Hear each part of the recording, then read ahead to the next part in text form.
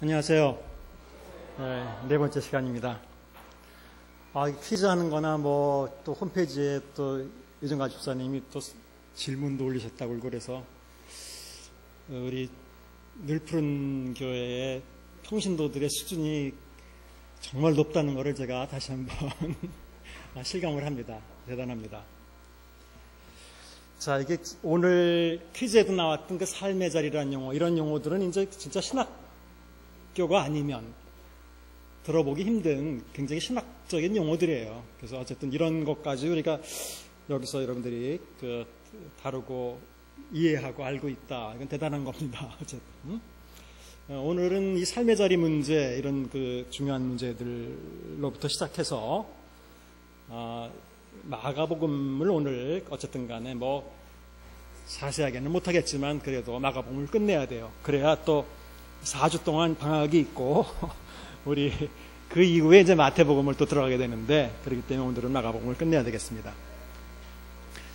그 이전에 이제 삶의 자리 문제를 얘기하고 또 계속해서 우리는 성경을 해석할 때에 말씀드렸지만 성경 해석은 원래 저자가 원래 독자에게 무슨 얘기를 했는가, 이것을 밝혀내는 것이 우리 성경 해석의 원래 목표라고 말씀을 거듭 드렸어요. 굉장히 중요한 거예요. 그러니까 지금 우리에게 무슨 말을 하고 있는가는 그 다음 문제예요. 왜냐하면 처음에 누구에게 왜 어떤 상황에서 어떻게 얘기했는가가 분명히 나와야 그 의미를 그대로 현실에 적용할 수 있는 거기 때문에, 그게 확인되지 않는 한은 얼마든지 자신에 맞게 왜곡해서 바꾸어서 우리가 해석할 수 있기 때문에 그런 걸 배제하자는 거예요.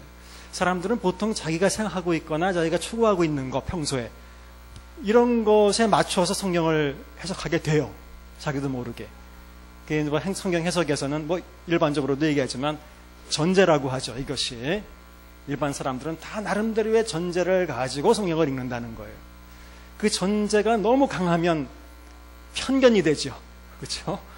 자기에 맞게, 자기 생각에 맞게 자꾸 이렇게 성경을 자기에 맞게 끌어내고 성경 의미를 만들어내는 이런 게 있는 문제이죠.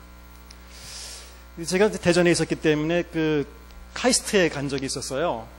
가는데 현수막이 하나 크게 붙어 있는데 신약 연구 발표라고 써 있더라고요. 그래서 깜짝 놀라서, 아니 웬 카이스트에서 무슨 신약 성경을 연구해서 발표를 하나, 순간적으로 사실 그랬어요. 그러니까 모 눈에는 뭐만 보인다고 그런 거예요. 그러다가 이제 금방 깨달았어요. 아차 싶고, 그 신약이 아니구나. 새로운 약, 신약이라고 이렇게 그런 거고. 그러니까 내가 어떤 상황에 있느냐, 내가 원하는 대로 보게 돼 있다고 해요. 사람은 그래요, 보통. 그렇기 때문에 그게 아니라 내 컨텍스트에 맞추면 안 되고 그 컨텍스트에 맞춰야 되는 거예요. 제가 저희 강의 때 또는 저희 신학자들 가끔 이 WBC라는 얘기를 많이 해요. 여러분들이 연상할 수 있는 어떤 사람이 제가 WBC라고 쓰고 뭔가 설명하고 있는데 이 순간만 와서 들었단 말이에요. 자세한 얘기를 안 듣고. 그러면 뭘 생각할 것 같아요? WBC는 아마, 그렇죠. 아마 제 나이 또래나 이제 저 이전 분들은 70년대 이때 권투했던 거 생각하면 WBC는 항상 우리에게 익숙한 거는 World Boxing Council이라고 해서 WBA하고 WBC가 있었어요. 그래서 아마 그걸 가장 먼저 떠올리실 거예요. 저 양반이 왜 권투 얘기를 하나, 아마 이럴 거고. 최근에 좀 젊은 세대라면 그게 아니라 World Baseball Classic, 그렇죠? 야구 대회 한 거, 아마 그게 WBC 요즘 제일 많이 얘기하니까 그렇게 생각할 거예요. 의학에서는 WBC 그러면 White Blood Cells예요. 이거는 원래 백혈구를 WBC라고 그래요. 보는 사람이 어떻게 보느냐에 달라요. 하지만 사실 제가 강의 시간에 WBC를 얘기 많이 하고 있는 것은 전혀 그것과 상관없이 Word, 이건 R입니다. Biblical Commentary라고, 이게 아주 가장 어떻게 보면 미국 영미권에서 인기 있는 성경 주석 시리즈예요. 그래서 Word Biblical Commentary예요. 줄여서 WBC라고 우리는 하거든요. 그래서 우린 WBC 그럼 이게 생각이 나거든요, 먼저. 그러니까 다 중요한 것은 그 원래 했던 컨텍스트에서 그걸 뭐 삶의 자리라고 표현할 수 있는 거예요. 원래 그 말이 쓰여졌던, 제가 강의 시간에 제가 이 말을 했으면 그 상황에서 이 말을 이해해야 하는 것이 내가 갖고 있는 개념을 가지고 이것을 이해하면 된다는 거. 하지만 보통은 이제 우리가 성경 해석할 때 많이 그렇게 한다는 거죠. 일반적으로 사람들은 자기가 이해하는 개념, 자기가 이해하고 있는 생각. 그래서 성경을 제대로 이해하려면 결국은 그 시대로 돌아가서 마치 그 시대의 독자인 것처럼 우리가 가정을 하고 이해해야 되는데 이게 쉬운 게 아니죠. 우리가 타임머신을 타고 AD 70년으로 돌아가서 그때 최초로 성경을 읽는 사람처럼 성경을 읽어야 된다는 거예요. 그렇게 해야 진짜 그 사람들이 읽었던 그 맛을 어떻게 보면 느낄 수 있는데 이게 절대로 쉬운 게 아니에요. 아는 거를 모르는 채 한다는 게 얼마나 어려운 거예요. 그건 억지로 되는 게 아니에요. 뭐 컴퓨터처럼 딜리트 한다고 딜리트 되는 게 아니라고 이거는. 이미 알고 있기 때문에. 그렇잖아요? 자꾸 그것이 나에게 존재로 작용하고 있거든요. 이게 참 쉽지 않은 일이에요. 그럼 AD 70년에 마가복음.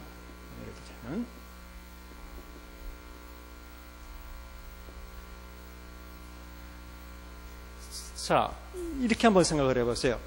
마가복음을 읽었던 최초의 독자들은 마태복음을 혹시 알고 있었나요? 아, 모르겠죠. 당연히. 아직 안 나왔으니까. 요한복음은 알고 있었나요? 아, 당연히 몰랐죠. 말씀드렸지만, 그럼 이때 독자들에게 가서 너희들은 어떻게 하나님의 자녀가 되냐? 그럼 설명할 방법이 없죠. 자기네 마가복음 안에서 설명해야 되겠죠. 다른 방법이 없죠. 앞으로 몇십 년 후에 요한복음이 나올 건데 거기 그런 말씀, 그거 뭐 상상도 못하는 일이죠. 그것은 그냥 뭐 그런 거예요. 그러면 삼위일체란 단어가 있었나요? 없었죠. 당연히 없었죠. 여러 가지 교리가 없었죠. 종교개혁이 있었나요? 없었죠. 종교개혁도. 그러니까 뭐 이신득이 이런 말도 없었죠. 당연히. 너무 당연한 거예요. 사형리가 있었나요? 없었죠. 그러니까 잘 생각해보자는 거예요. 우리는 이미 이 오랜 2000년 동안 지난 이 이후 시기에 살고 있어서 이런 역사를 다 겪고 현대화된 교리와 모든 어떤 이해와 이런 걸 가지고 있는 상태에서 마가복음을 읽으면 이것은 오히려 시대착오고 더 많이 이해하고 더 많이 알 것 같은데 반대예요. 오히려 더 많이 모르게 되는 거예요. 이것 때문에 왜곡이 되는 거예요. 이미 너무 많이 알고 있기 때문에. 너무 많이 알고, 우리의 어떤 얘기가 나오면 삼위일체로 설명한다든지 종교개혁의 어떤 뭐 내용으로 설명한다든지 현대 우리가 이해하고 있는 교리로 설명한다든지 이런 식으로 되어버리는 거예요. 그래서 이게 이미 다 알고 있는 세대에 살고 있는 우리가 다시 성경 세대로 돌아가서 그걸 이해한다는 건 사실 굉장히 어려운 일이다. 그럼에도 불구하고 그렇게 해야 된다는 것을 알고 있기만 해도 좀 달라질 수 있단 말이에요. 그것은. 그러니까 잘 여러분들이 이 문제를 한번 보세요. 원래 그 컨텍스트로 돌아가서 마치 타임머신을 타고 우리가 그 이전 세대로 돌아가서 보는 것처럼 이해할 수 있어야 된다. 마가복음을 읽었던 독자들은 그런 면에서 산상수훈도 몰랐을 것이고 들어서 일부 알 수 있는 부분 가정할 수 있었다고 볼 수 있어야 하지만 공식적으로 그런 복음서라는 문서를 통해서 산상수훈을 할 수 없었을 것이고 뿐만 아니라 예수님의 탄생 이야기 같은 경우가 마가복음에 없어요.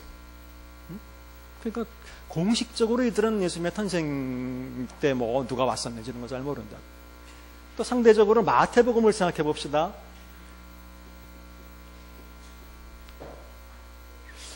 마태복음에 앞으로 우리가 이 문제를 다루겠지만 마태복음에서는 예수님 탄생 이야기가 들어가요. 드디어 들어가는데 절대로 여기는 목자 얘기도 안 나오고 말 구유 얘기도 안 나와요. 예수님이 구유에서 탄생했다고 하는 구절은 딱 한 번 누가복음에만 딱 한 번 있어요. 누가복음이 없었다면 아마 이런 공식적인 리포트를 여기에 대해서 우리가 받지 못했을 거라고.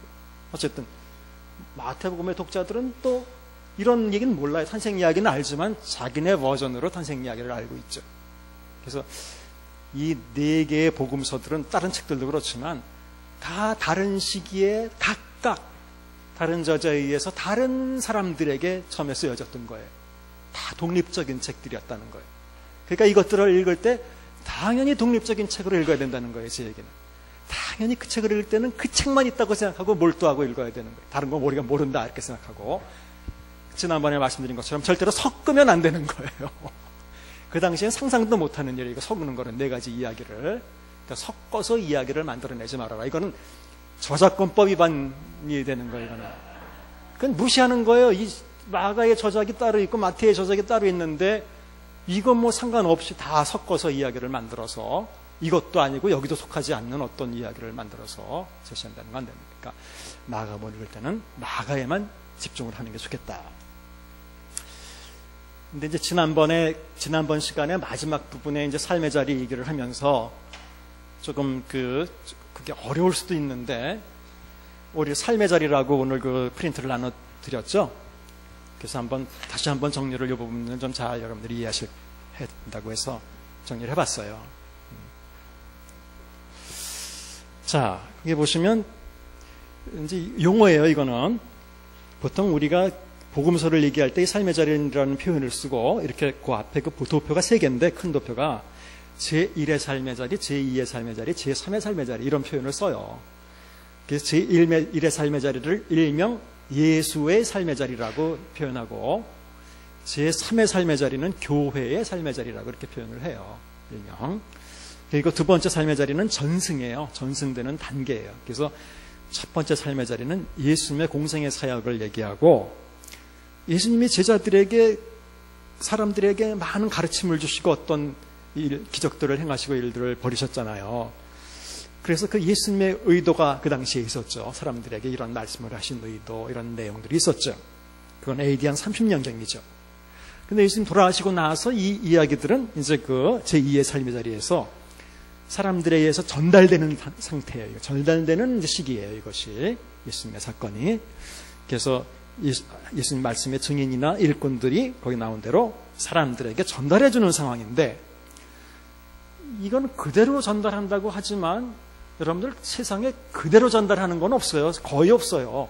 이렇게 따옴표로 그냥 완전히 그대로 전달하는 건 없어요. 결국은 이 사람 전달하면 전달하는 사람의 의도나 전달하는 사람들의 화법이나 이런 것들이 여기 포함되게 돼 있어요. 그래서 어쨌든 간에 전달하는 과정에서 또는 전달하면서 또 설명도 할 거 아니에요. 그게 이 말이 무슨 말이냐면, 그렇죠? 그래서 그런 어떤 설명도 들어가고 하면서 증인들이나 이 사람들의 설명과 해석이 들어가게 됐어요. 그리고 이제 제3의 삶의 자리에 마지막 복음이 기록되는 당시에는 당연히 복음서의 저자가 이것은 독자 교회에게 말을 하고 있는데 여긴 저자의 의도가 당연히 들어가는데 당연히 이런 내용들을 번역하고 해석해서 전달했다라고 하는 거예요. 그러니까 실제로 복음서의 내용은 AD 30년경의 예수님 이야기를 담고 있지만 저자가 하는 얘기는 AD 30년경의 얘기가 아니라 실제로는 30년경의 얘기가 내용이지만 그 내용, 이야기를 통해서 AD 70년대의 독자들에게 어떤 메시지를 전하고 있다는 거죠. 그렇기 때문에 제가 설교라고 말을 한 거예요. 이걸 잘 이해하셔야 되는 거니까 성경을 볼 때 지난주에 말씀드린 게 복음서를 읽을 때 자꾸 AD 30년에 제1의 삶의 자리에만 초점을 맞춰서 그때 당시 예수님이 이랬구나. 그것도 중요해요. 그것도 있는 거예요. 당연히. 있지만 거기서 끝나면 안 돼요. 왜 이 이야기를 복음서 저자가 독자들에게 하고 있는가? 독자들은 이 예수님 사건을 통해서 저자는 독자들에게 무슨 메시지를 전하고 있는가도 같이 함께 이해해야 된다는 거예요. 이중으로. 그러니까 제1의 삶의 자리에도 포커스를 맞춰야 되고 제3의 삶의 자리에도 포커스를 맞춰야 된다는 거예요. 그러니까 이것이 여태까지는 아마 일반적으로 성경을 읽는 사람들이라면 제3의 삶의 자리 문제에 대해서는 별로 생각을 못했을 거예요. 이게 이제 그 한계죠. 일반적으로 성경을 읽는 거에. 예수님 시대 때 어땠다 이렇게만 이해했을 거예요. 이것뿐이 아니라 이 이야기는 그 당시 독자들에게 뭘 의미했다라는 것도 우리가 같이 뭘 전달해 주려고 했다라는 것을 같이 알 수 있어야 된다는 거예요.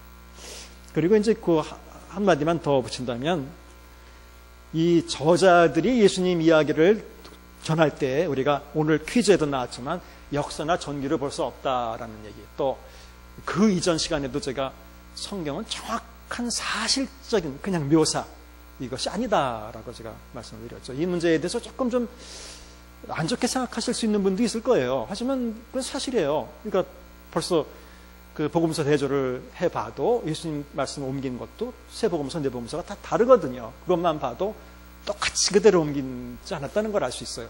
또 똑같이 옮겼다면 네 복음서가 절대로 필요 없어요. 똑같은데 못하는 네 복음, 그건 한 복음서죠 그냥.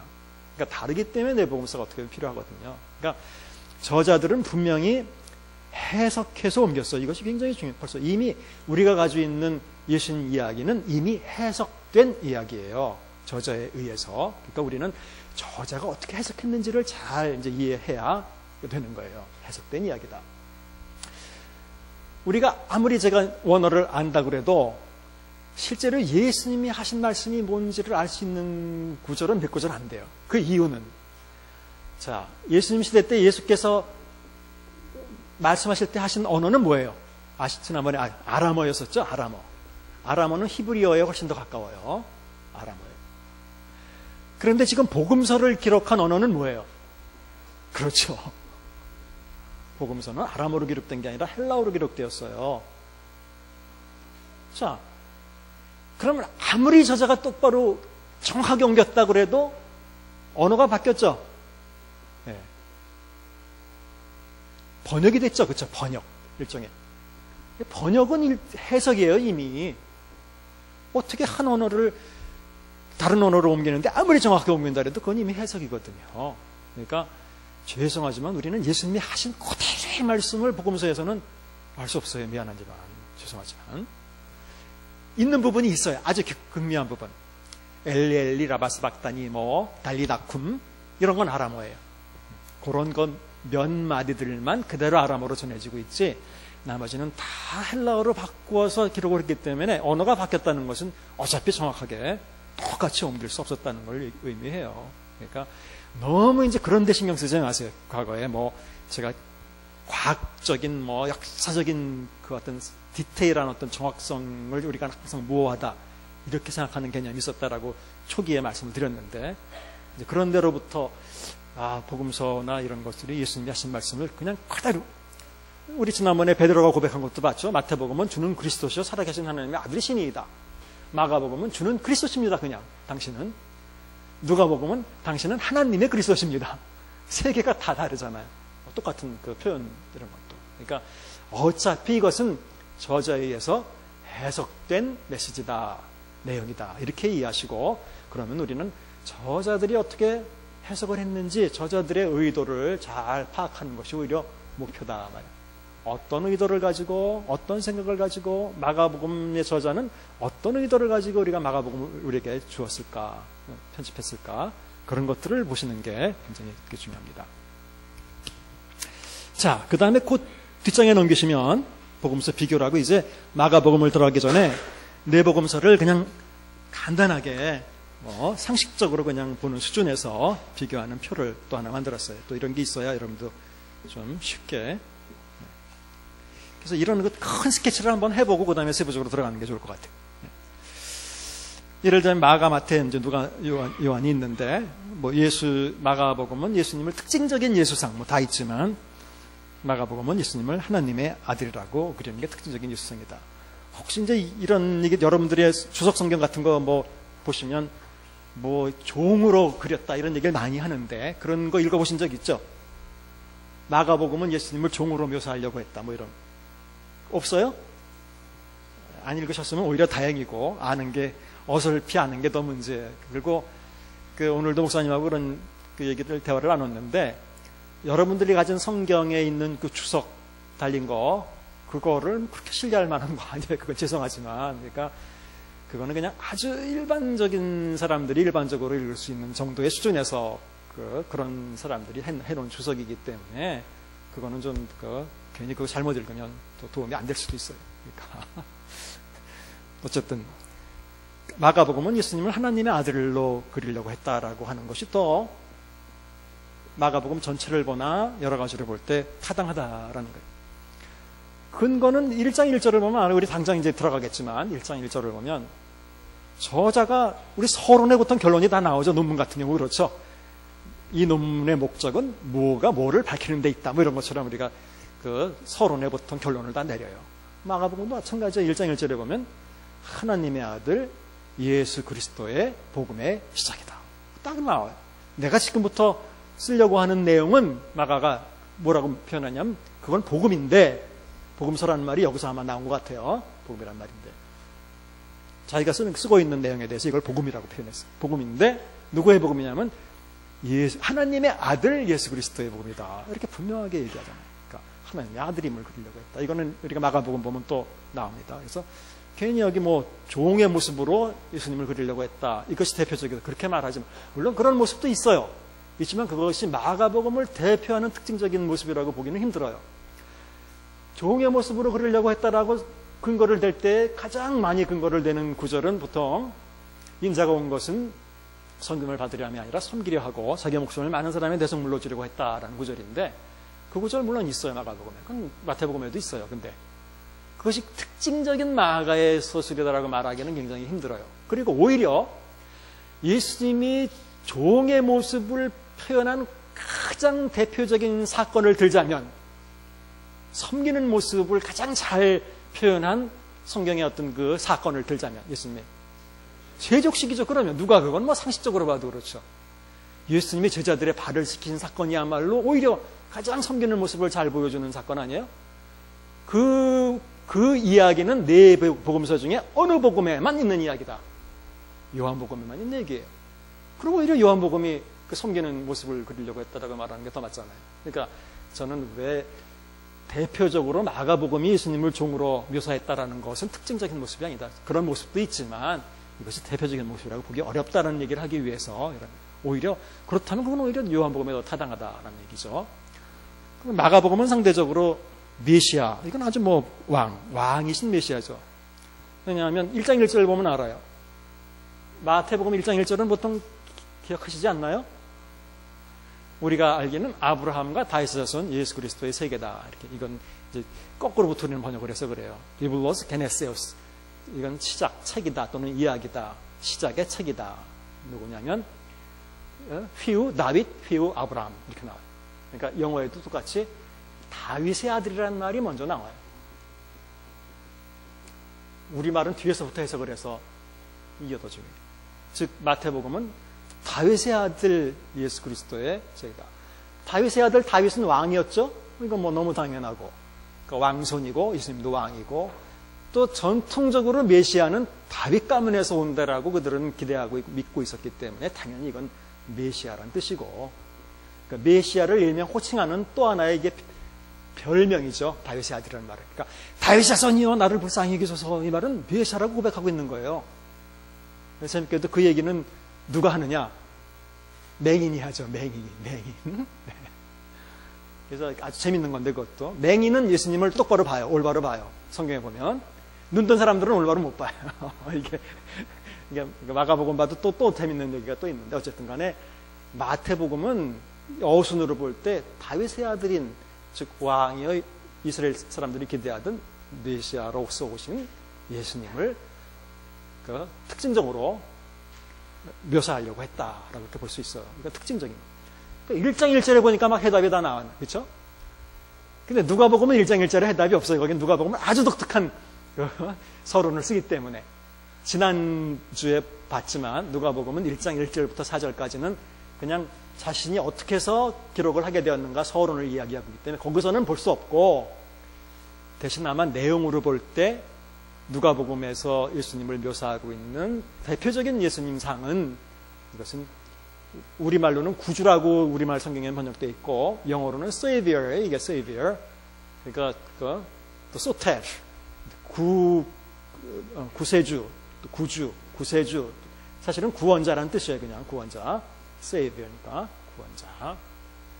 잃은 자를 찾아 구원하시는, 불쌍한 자를, 가난한 자를 찾아 구원하시는 그런 구원자의 모습으로 그리려고 했다. 이런 특징적인 거는 여러분들이 기억을 해두셔야 훨씬 편해요. 요한복음은 역시 1장 1절을 보면 암시가 돼 있는데, 요한복음 1장 1절은 보통 기억하시죠? 다. 태초에 말씀이 계시니라. 그쵸? 그 말씀이 하나님과 함께 계셨고 이렇게 나와요. 태초에. 영어로는 in the beginning. 그 처음에. en arche. 처음에 있었다. 그러니까 예수님은 태어난 분이 아니라는 뜻이에요. 그렇죠? 원래부터 계셨던 분이야. 하나님처럼 원래부터 존재하고 있었다 말이에요. en arche hen ho logos. en 비동사로 이거는 미완료형인데 이미 존재하고 계셨다는, 그때 존재하기 시작했다 이런 뜻이 아니에요. 그때 처음에도 이미 존재하고 계셨다 이런 뜻이에요. 그러면 태초부터 존재하고 계셨던 분이라면 그 다음에 이 말씀이 하나님과 함께 계셨고 그 말씀이 하나님이라고 그러잖아요. 그렇죠? 읽어보시면. 그러니까 요한복음은 예수님을 오히려 하나님으로 그리려고 했고 또 하나님이면서 동시에 하나님의 아들로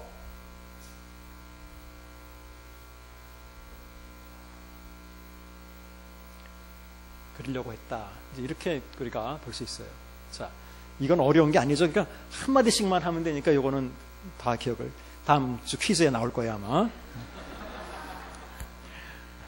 그 다음에 이제 예수의 호칭, 이건 제자들이 예수님을 부를 때 좀 각각 달라요, 이렇게. 지난번에 잠깐 언급 드렸지만. 마가복음은 전적으로 제자들이 예수님 부를 때 선생님이라고 부르는 거예요. 그러니까 이게 더 역사적으로는 가깝죠. 그렇지만 마태복음에 와서는 이게 다 예수님을 다 주님이라고 불러요. 우리 기독교 시대 때 예수님을 주님이라고 불렀죠. 그러니까 훨씬 더 예수님에 대한 존경심이 좀 이렇게 높아졌다는 느낌이 들어요. 그런데 누가복음은 두 가지 호칭이 나와요. 주님이란 큐리오스라는 말과 에피스타타. 이 에피스타타에 대해서는 지난주에 말씀을 드렸어요. 이거는 영어에서 큐리오스라는 말은 보통 주님 하는 큐리오스라는 말은 이건 그냥 영어식으로 그대로 읽으면 돼요. U는 위 발음이 나요. 위. 퀴리오스예요. 이건 R이고 퀴리오스. 이 말은 주님. 말씀드렸지만 구약에서는 이거는 하나님을 가리키는 말이에요. 굉장히 높은 호칭이에요. 하나님에 대해서 부를 때. 구약에서 하나님에 대한 호칭이 있긴 있지만 우리는 야훼, 여호와 이렇게 하지만 하나님의 이름은 몰라요. 아무도 몰라요. 이스라엘 사람들도 몰라요. 왜 모르냐? 한 번도 발음해 본 적이 없기 때문에 몰라요. 히브리어는 원래 모음을 안 써요. 자음만 써서 표기를 해요. 그러니까 모음이 어떤 발음으로 나는지는 아무도 몰라요. 그거를 그냥 사람들이 생각할 때에 야훼가 맞을 거다 또는 여호와가 맞을 거다 여러 가지로 이제 상상을 하는 것뿐이에요. 한 번도 불러본 적이 없어요. 문자는 있는데 그럼 문자가 있는데 어떻게 안 읽느냐? 안 읽어요. 그 사람들은 그 문자가 나오면 아도나이라고 읽었어요. 아도나이라는 말은 나의 주님, my Lord라고 읽었어요. 그렇기 때문에 영어 번역에도 과거의 우리말 번역에는 여호와께서 이렇게 된 부분을 영어 번역에 어떤 데 읽어보시면 The Lord said 이렇게 나와요. 주님이 말씀하시고 이렇게 나와요. 그 이유는 바로 그렇게 여기서 나온 거예요. 다 큐리오스라고. 또 실제로 70인역에서 이거를 여호와를 다 70인역이거든요. 70인역 여호와께서를 다 큐리오스라고 번역을 해요. 여기서 온 거예요. 다 로드. 어쨌든 이 로드라는 영어에 성경에서 나오는 로드라는 거는 Lord of the Rings처럼 반지의 제왕처럼 그 정도의 개념이 아니라 이건 하나님이라는 뜻이에요. 그 정도의 권위가 있는 높은 호칭이에요. 이거는 가장 큰 높은 호칭이에요. 주님이라고 부르는 거는 하나님이라고 부르는 것과 똑같은 거예요. 거의. 거기에 이제 에피스타타라고 지난주에 말씀드린 것은 이제 인간 사회에서 마스터, 주인님, 주인과 종의 사이에서 주인님 정도의 호칭이다 이렇게 생각합니다. 누가복음에만 그런 어떤 호칭이 또 나와요. 요한복음에도 주님이라고 나옵니다. 마가복음의 제자들을 어떤 모습으로 묘사하고 있는가? 이것이 굉장히 마가복음에 어떻게 보면 제가 볼 때는 가장 좀 이렇게 특징적인 모습인 것 같아요. 마가복음의 제자들이 부정적이고 제자들은 항상 믿음이 없고 이해하지 못하고 깨닫지 못하고. 지난주에 우리 봤죠? 마지막 예수님 돌아가시기 얼마 전에 세 번째 고난 예고를 하셨는데 제자 중에서도 제일 가까운 제자 두 사람이 와서 당신의 영광 중에 우리 한 사람은 우편에 한 사람은 좌편에 앉히십시오. 예수님은 죽으러 가신다고 말씀하고 계신데 영광 중이라는 말이 안 되는 얘기. 영광이라에 대해서는 예수님 말씀하셔본 적도 없어요. 죽음에 대해서만 얘기했지. 그러니까 엉뚱한 생각을 하고 있는 거예요. 당신이 왕이 되면 쉽게 얘기하자면 하나는 우의정, 하나는 좌의정을 시켜주십시오. 이런 얘기예요. 그러니까 다른 생각만 하고 있어요. 그걸 누가 그랬느냐? 바로 야고보와 요한이 그랬다. 이걸 밝히는 복음서가 마가복음이라고 말씀을 드렸어요. 바로 마가복음은 그런 식이에요. 제자들에 대해서 좀 부정적이에요. 아주 신랄하게 비판하고 제자들이 처음부터 끝까지 한 번도 예수님을 제대로 깨닫는 적이 없어요. 이것이 아주 가장 제가 볼 때는 가장 두드러진 특징이라고 볼 수 있어요. 마가복음이 그렇게 큰 특징이 없거든요. 어떻게 보면 짧고, 근데 이것이 오히려 큰 특징이라고 볼 수 있어요. 그거에 비하면 마태복음에는 긍정적이고 제자들이 물론 작은 믿음을 가졌지만 결국에 시간이 지나면 결국에는 제자들이 깨닫는 그런 모습으로 그려지고 있습니다. 물론 누가복음도 긍정적입니다. 12제자는 사도들이라고 표현되고 누가복음 같은 경우에는 제자들이 다 예수님 잡혔을 때 도망갔다 이런 표현을 안 써요. 그러니까 그런 얘기를 제자들 굉장히 긍정적으로 표현해요. 요한복음의 제자는 아페세복음서의 제자와 좀 다르게 그려져요. 요한복음은 12제자는 12이라고 그러고 예수님의 제자가 12제자 말고도 다른 이름도 나다나엘도 들어가고 최초의 예수님을 따랐던 제자가 보통은 안드레와 그 베드로라고 마테마가 누가는 보통 그렇게 얘기하고 있는데 요한은 그렇지 않아요. 요한은 요한의 제자이던 두 사람이 보라 세상죄를 지워버리는 어린 양이로다 했더니 두 사람이 예수님을 따랐어요. 제일 처음에. 혹시 기억하시나요? 그 중에 한 사람 이름이 안드레였었어요. 근데 또 한 사람의 최초에 따랐던 또 한 사람의 이름은 밝혀지지 있지 않아요. 그 다음에 베드로가 또 따라요. 그다음에 이제 빌립도 나오고 나다나엘도 나오고 그래요. 그러니까 굉장히 다르게 진행이 돼요. 그다음에 나중에 뒤에 가면 사랑하시는 제자라는 제자도 등장을 하고, 그러니까 요한복음의 제자는 완전히 달라요. 그러니까 소설 자체가. 그다음에 지리적으로는 이것도 잠깐 말씀드렸지만 마태, 마가는 갈릴리를 중심으로 하고 누가나 요한은 예루살렘이 조금 더 중심이 되는 것 같다. 이제 이렇게 한번 보시고, 특징적 문학 형태 뭐가 좀 많이 나오느냐.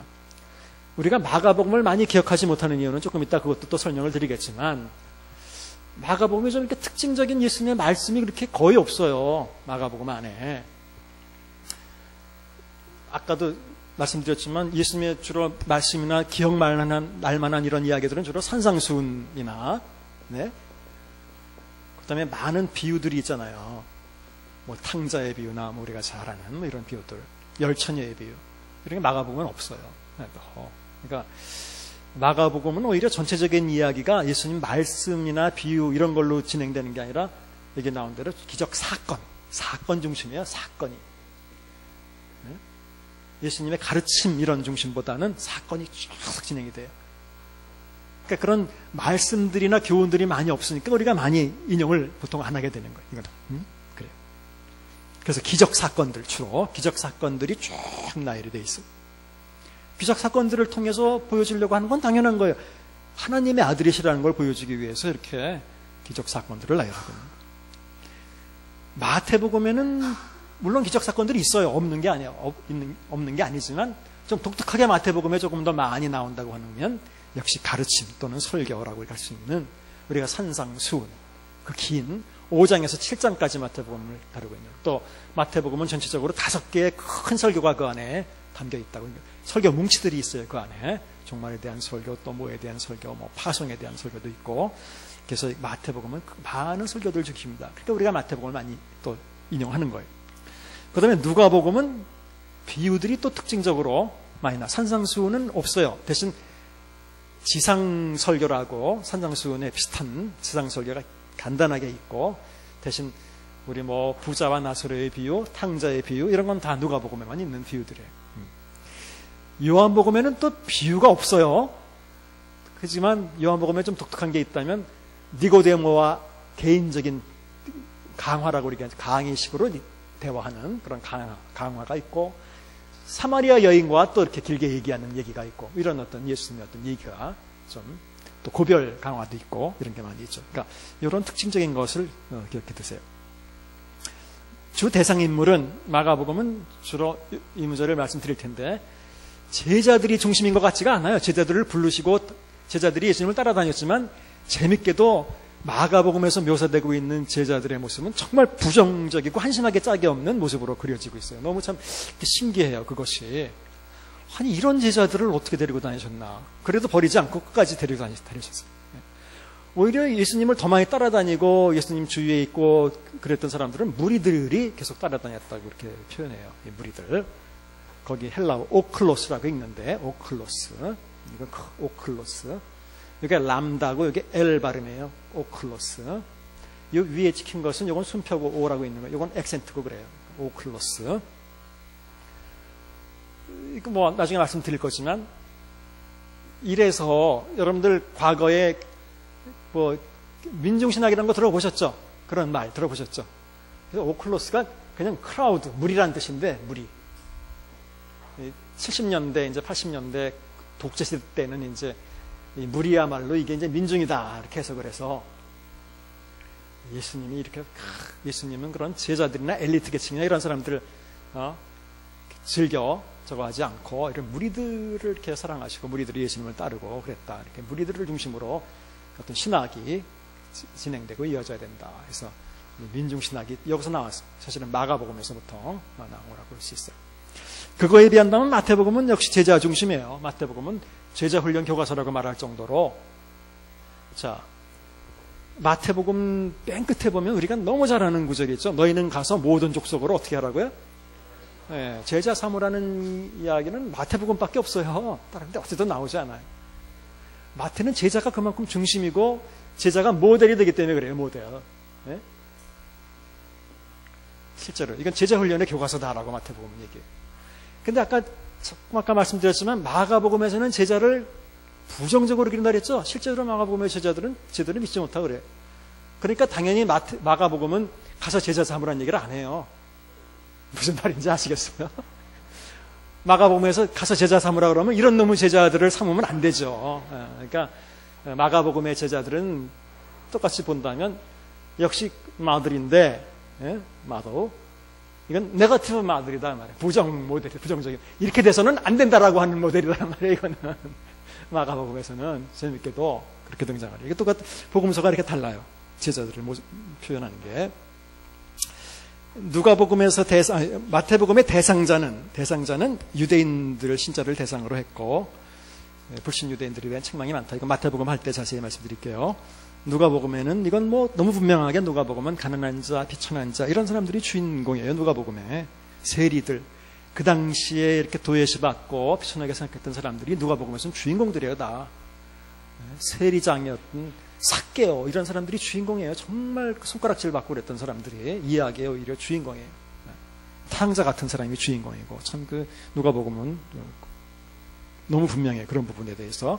요한복음은 어떤 사람을 중요하게 생각하느냐 하면 역시 당연히 믿는 자. 이 믿는 자라는 개념 지난주에 말씀드렸죠. 믿음을 지키는 자, 믿음을 계속 유지하는 자. 이런 사람들에게 대해서 관심을 보이는 거예요. 믿지 않는 자는 심판을 얘기하고. 그래서 대표적으로 추구하는 제자도라고 한다면 마가복음은 이제 다루겠지만 고난의 제자도나 믿음의 제자도다 이렇게 요약할 수 있습니다. 제자들은 고난받아야 된다. 또 믿음을 가지고 있어야 된다. 마태복음은 행함이 빠지면 마태복음 안 돼요. 이것만은 꼭 기억해 두셔야 돼요. 지금 여기 그 복음서의 아주 특징적인 메시지를 우리가 알고 있는 거니까. 이것도 다음 주 퀴즈에 나와요. 행함과 이방선교.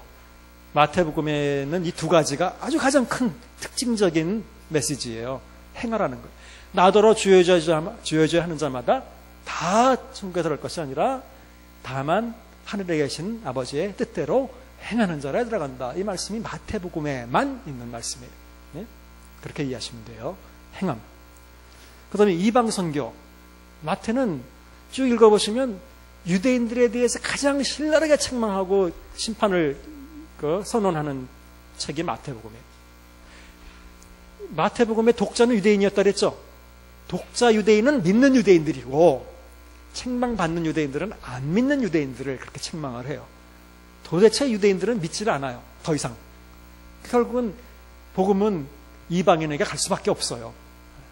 이건 아주 굉장히 중요한 마태복음의 사상이. 잠깐만 맛을 보여드리면 마태복음에는 예수님 탄생하셨을 때 누가 찾아와서 경배해요? 네, 동방의 점성가. 여기서 중요한 것은 사실은 동방이라는 말이 중요한 거예요. 점성가나 박사 이런 게 중요한 게 아니라 동방이라는 건 이방인을 얘기하는 거예요. 이방인. 여기 뭐 페르시아나 보통 아마 뭐 이집트나 뭐 이쪽에 어디를 얘기했다고 보는데 아니 이거 아이러니란 말이에요. 이거는. 그러면서 유대 땅에 들어와 가지고 야 유대인의 왕으로 태어나신 이가 어디 계시냐 하고 물어봤어요. 이게 굉장히 충격적인 이야기예요. 쉽게 얘기하자면 여기 늘 푸른 침례교회에서 어떤 큰 사건이 하나 일어났는데 여기 있는 사람들은 아무도 몰라. 저기 엉뚱한데 그냥 저기 어디 뭐 미국에 살던 누가 나와서 야, 늘 푸른 침례교회 뭐 누가 어떻게 됐다 그러는데 이게 어떻게 된 일이냐 이렇게 물어보는 건 똑같은 거예요. 이게 정말 뒤통수 치는 이야기라고. 이게 유대 땅에 있는 사람들은 하나도 몰라.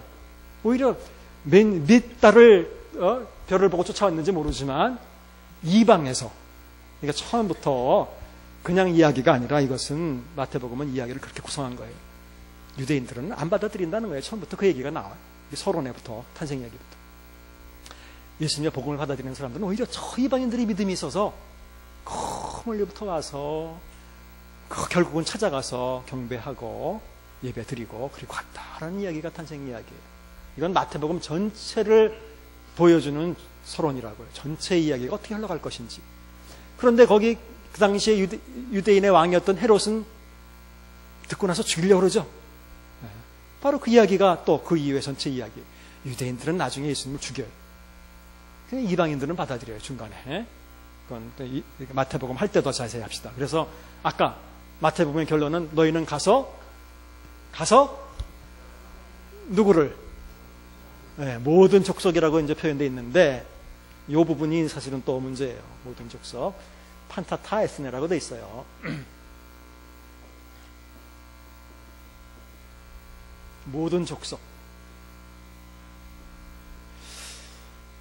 뭐 영어로는 all nations예요. 그렇죠? 모든 족속. 근데 이제 구약에 봐도 이거를 nations를, 영어의 nations를 우리말로는 보통 구약에서는 열방이라고 번역을 했어요. 열방. 그렇죠? 열방. 뭐 여러 지역 이런 뜻이겠죠. 그러면 한 가지 질문. 이 열방이라는 말 속에는 유대인이 포함된다, 안 된다? 안 된다예요, 안 된다. 안 된다가 맞아요. 사실은 이 말이, 판타타 에스네라는 말이 전형적으로 이방인을 가리키는 말이에요. 이거는 이방인을 가리키는 말이에요. 그러니까 더 문자적으로 그걸 번역한다면 모든 이방인들에게 가서 복음을 전해라, 그런 얘기예요. 그거는 마태복음의 전체 이야기하고 연결되는 거예요. 왜냐하면 유대인들은 이제 안 받아들여. 예수님 죽이고 유대인들에게 가망이 없다는 거예요. 모든 이방인. 그러니까 꼭 마태복음 그러면 행함, 이방 선교, 이거 두 가지 꼭 기억해 두셔야 돼요. 반드시 이런 거는. 그 다음에 누가복음의 가장 중요한 메시지는 소유, 포기, 가난한 자가 여기서는 복이 있는 거예요. 이건 하나님과 소유를 동시에 섬길 수 없다라고 하는 것은 뭐 그건 세복음에서 다 나오는 메시지, 중요한 메시지예요. 그렇죠? 누가복음은 특히 더 자, 삭개오 사건을 잘 보시면 알아요. 삭개오의 집에 예수님이 오늘 내 집에 내가 유하여야 되겠다. 삭개오가 영접하고 즐거워했어요. 그러면 삭개오가 주는 그리스도시여 살아계신 하나님의 아들이시 이렇게 고백한 게 아니에요. 말로 안 했어요. 딱 내 재산의 절반을 잘라서 교회에 바치겠으며 가난한 자에게 주겠으며 또 누구의 토색한 것이 있다면 4배나 갚겠나이다 이랬어요. 그래서 4배나 갚겠나이다. 원래는 한 2배 갚으면 법적으로는 되는 건데 4배씩 갚겠다는 거, 더 보상을 하겠다는 거예요. 그래서 아마 왜 절반만 가난한 자에게 줬겠느냐, 나머지는 토색한 거 갚는데 아마 썼을 거예요. 어쨌든 간에. 그랬더니 그 이후에 다른 말 아무데도 없는데 예수님께서 오늘 구원이 이 집에 이르렀으니 이 사람도 아브라함의 아들이다. 이렇게 고백해요. 쉽게 얘기하자면 너 구원받았다 이런 선언을 한 거예요. 거긴 다른 이야기가 하나도 안 껴져 있어요. 단지 재산을, 이 물질을 잘라서 하는 사람들에게 나눠주고 한 그 자체가 어떻게 보면 하나님 앞에 회개했다는 표현이고 하나님을 주인으로 섬긴다는 표현이라는 얘기예요. 그러니까 누가는 이런 면에 대해서 아주 철저해요. 물질을 이렇게 나누고 가난한 사람들을 돌보고 하는 이런 일들이 굉장히 중요하다고 보는 거예요. 그래서 지난번에 또 잠깐 말씀드렸지만 사도행전도 같은 누가가 쓴 거 아니에요? 그래서 같은 정신을 가지고 있어요. 그렇기 때문에 초대교회들 물질을 다 나누는 게 아주 중요한 사건으로 이렇게 등장을 하죠. 그 다음에 그것뿐만 아니라 사도행전을 읽어보시면 교회가 세워진 지 얼마 되지도 않았는데 벌써 사람들을 세워서 어떤 제도적으로 어떤 일을 해요. 처음부터 다른 일을 하는, 무슨 쓸데없는 일을 하는 게 아니라 과부들을 자선하는데, 그렇죠? 사람들이 필요하기 때문에 우리가 그 집사의 전신이라고 하죠. 7명 집사를 세워서, 사람들을 세워서 그 일을 하죠.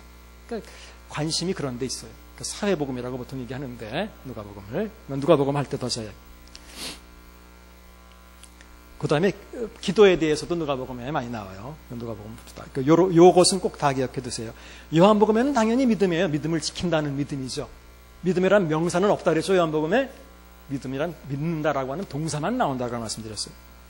그 다음에 요한복음은 서로 사랑하는 것이야말로 이것을 통해서 다른 사람들이 너희가 내 제자인 것을 알 것이다 라는 게 사랑이라는 거니까 사랑. 그 다음에 종말론, 이거는 그냥 간단하게 그 마가복음은 임박한 종말론이 나오고, 마찬가지 마태복음, 누가복음에는 이런 여러 가지 종합적인 종말론이 다 나와요. 지연된 종말이 곧 오지 않는다라는 것도, 그런 내용도 나오고, 곧 온다는 내용도 나오고, 이렇게 다 나와요.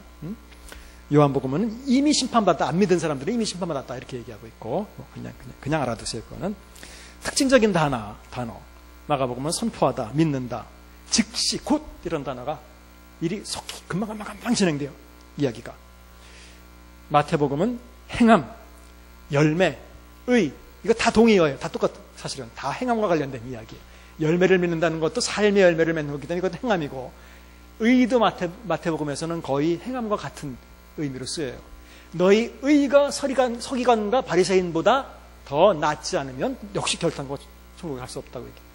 너희 의가, 여기서 의라는 것은 그런 거예요. 행함 같은 걸 의미하는 거예요. 그다음에 경배하다, 또 구약이 성취되다, 그 다음에 하늘왕국, 우리가 천국이라고 번역된 그 단어. 그 다음에 누가복음의 특징적인 그 표현들은 가난한 자, 세리, 죄인, 다 이런 여자들 다 이렇게 소외받던 그 당시의 계층들, 또 기도, 성령, 기쁨, 오늘, 이런 단어들이 중요한 단어들. 요한복음에는 많지만 믿는다, 알다, 또 생명이랑 영생이랑 똑같은 의미예요. 요한복음에서는.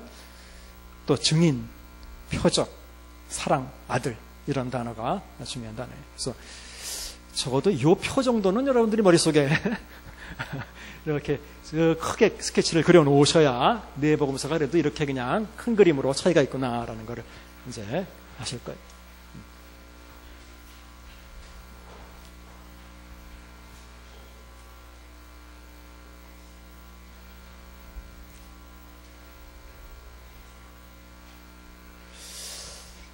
자, 복음서 중에 아마 마가복음이 가장 먼저 기록됐다라고, 요즘은 거기에 대해서 이견을 제시하는 사람들은 사실 거의 없어요. 하지만 그걸 과학적으로 증명해봐라, 이건 못해요. 아무도 못하지만 그냥 보통 가장 일반적인 정설이에요. 마가복음이 가장 짧잖아요. 짧고, 그 다음에 마가복음의 문체 자체가 좀 거칠고 그래요. 그 다음에 그 옛날 말을 쓰기도 하고 그래요. 그러니까 여러 가지를 종합해보건데 그렇다는 거예요. 자, 이것이 마가복음이에요. 지금 파란색으로 그린 게. 그냥 한번 보세요. 그런데 마가복음의 한 90%를 포함해서 또 이만한 복음서가 빨간색으로 표시된 이 복음서가 하나 있어요. 자, 마가복음은 혹시 이제 나중에 구분을 위해서 파란색으로 하고 여기다가 그 동그라미로 표시를 할게요. 겹치니까 이제 도형이. 그냥 이렇게 표현을 할게요. 이렇게. 이 빨간색으로 표현된 부분은 마태복음이에요. 이 이야기는 뭐냐면 마가복음의 90% 이상의 이야기가 마태복음에 다 들어있다는 얘기예요. 그 얘기를 하기 위해서 이렇게 그린 거예요. 그래서 이거는 좀 이렇게 큰 빗금을, 이렇게 오른쪽으로 빗금을 그릴게요. 이렇게. 그래서 이 겹치는 부분이 마태복음과 마가복음 겹치는 부분이. 그 다음에 제가 녹색도 가져왔는데, 자, 이 녹색은 한 마가복음의 50%와 또 마태복음의 일부와 또 이만한 독자적인 이런 복음서가 있어요. 이거 뭐겠어요? 이건 누가복음이에요. 요한복음은 여기 안 들어가는 게, 요한복음은 완전히 다르기 때문에, 거의 다르기 때문에 안 들어가요.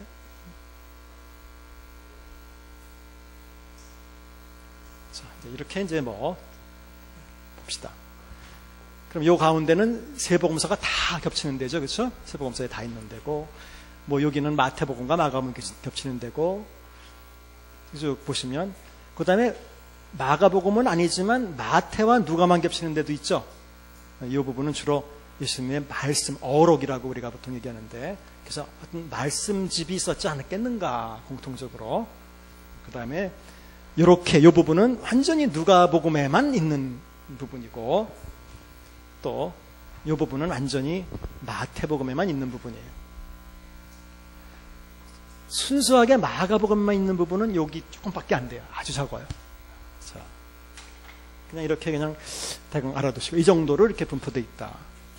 자, 여러분 성경에 보면 어느 복음서가 제일 먼저 나와 있죠?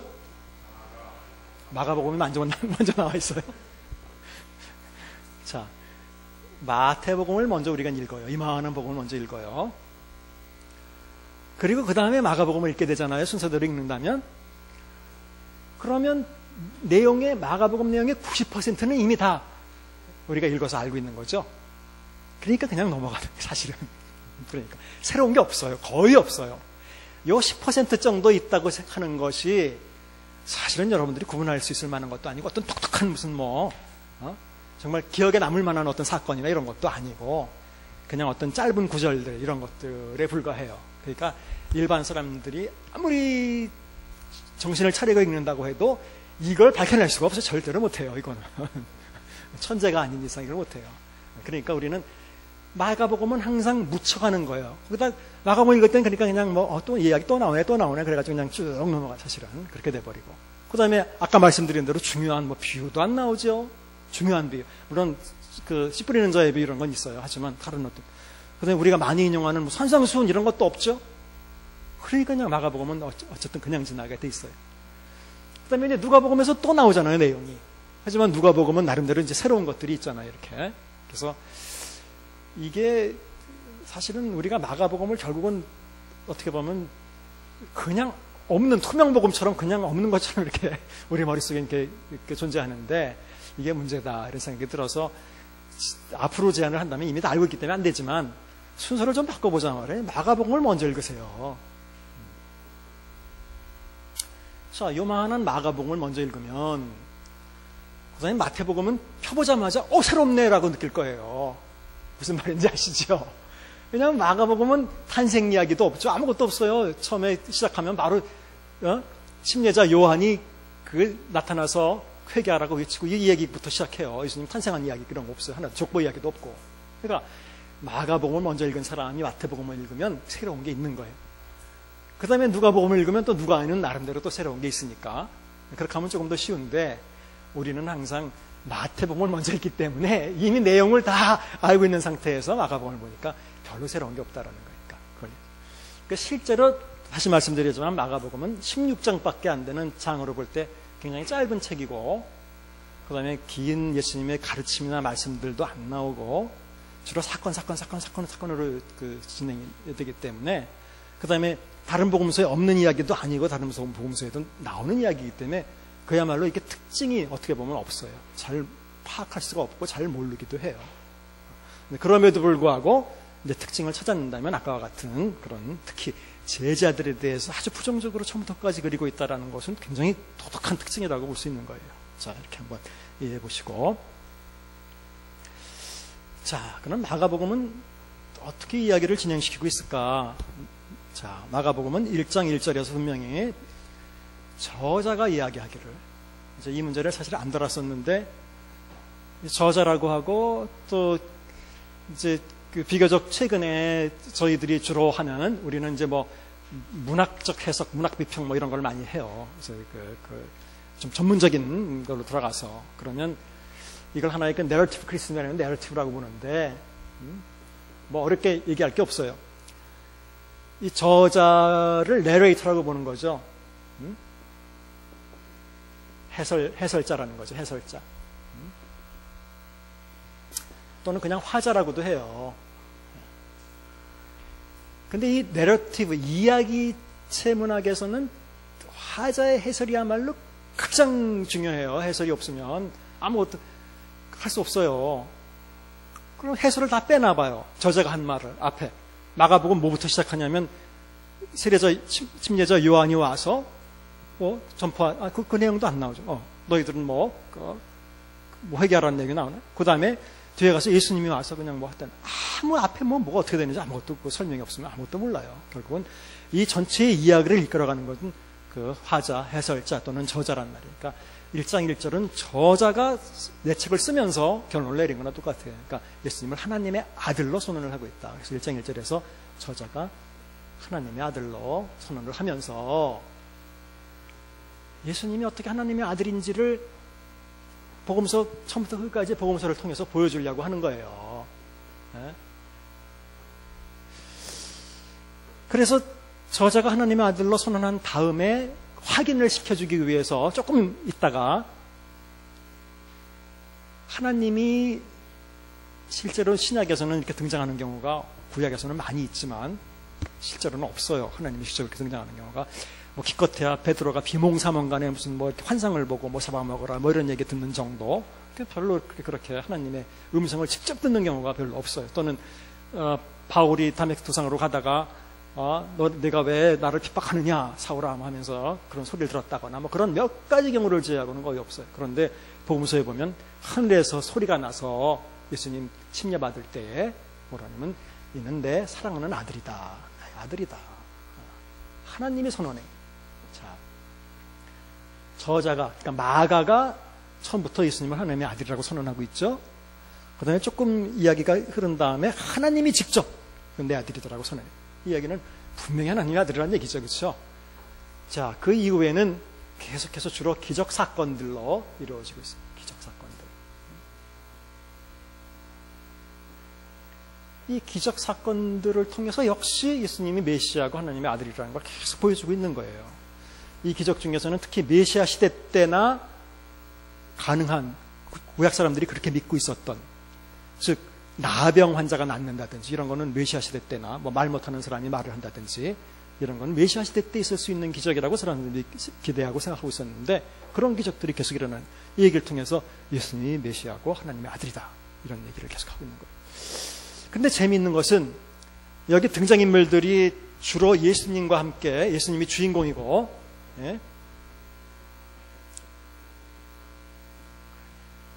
등장인물들이 제자들이 나오고 그 다음에 이제 뭐 무리들이 나오고 또는 이제 유대 지도자들 뭐 이런 이제 등장인물들이 주로 나오는데 예수님이 하나님의 아들이라고 하나님께서 선언하고 기적사건들을 계속 보여줌에도 불구하고 이야기의 거의 끝에까지 15장 아마 39절인가 끝에까지 되도록 이 등장인물들은 어느 누구도 한 사람도 예수님을 하나님의 아들이라고 인식하는 사람이 없어. 하나도 없어. 한 사람도 없어. 이것이 이제 재밌게도 어떻게 보면 문학적인 장치라는 거예요. 저자는 분명히 하나님의 아들이라고 선언하고 하나님도 하나님의 아들이라고 선언하고 하나님이 한 번 더 나와요. 언제 나옵니까? 혹시 아세요? 변화산상에서 역시 다시 이는 내 사랑하는 아들이다. 그러면서 너희는 그의 말을 들으라. 잘 들어라. 순종해라. 들으라. 이렇게 표현해요. 두 번이나 하나님이 나타나서 앞뒤로 나타나서 아들이라고 얘기하는데 재밌는 것은 이야기가 거의 끝날 때까지도 누구도 제자를 포함한 누구도 예수님을 하나님의 아들이라고 인식하고 선언하는 사람이 없어요. 단 항상 처음부터 예수님의 아들인 것을 알고 있는 캐릭터가 있어요. 혹시 뭐예요? 아세요? 귀신. 이나 귀신 들린 자.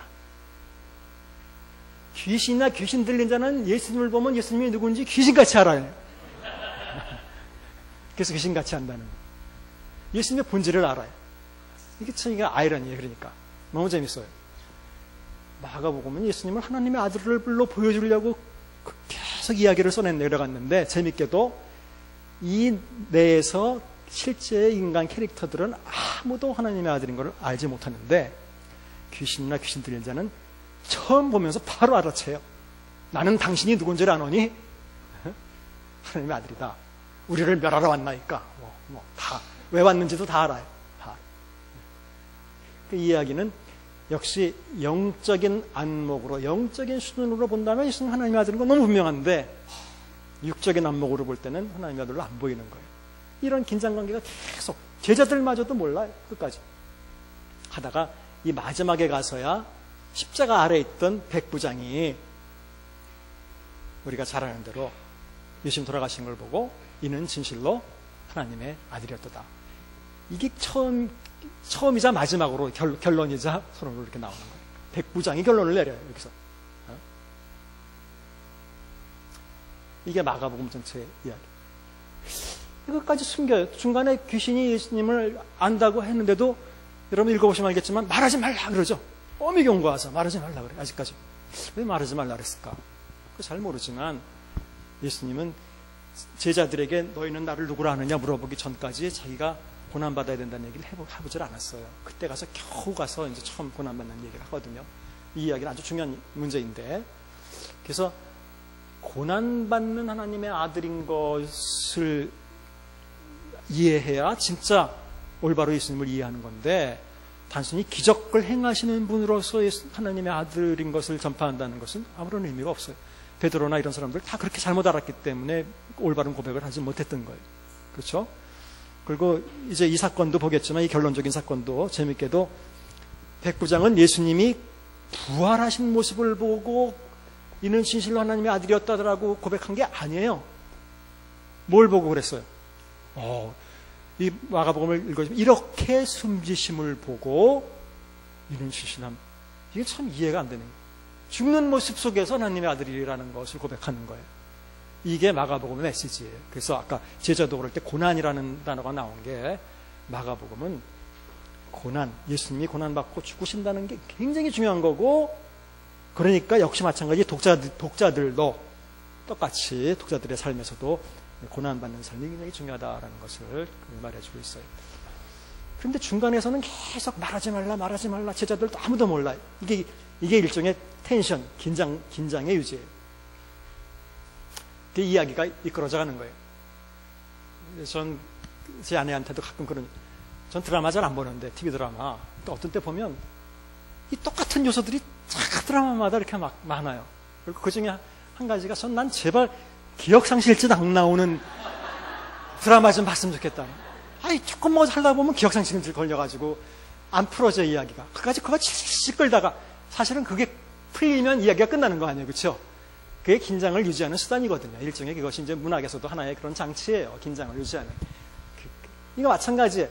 예수님의 누군가가 여기서부터 밝혀지면 이미 이야기 끝난 거예요. 여기서는.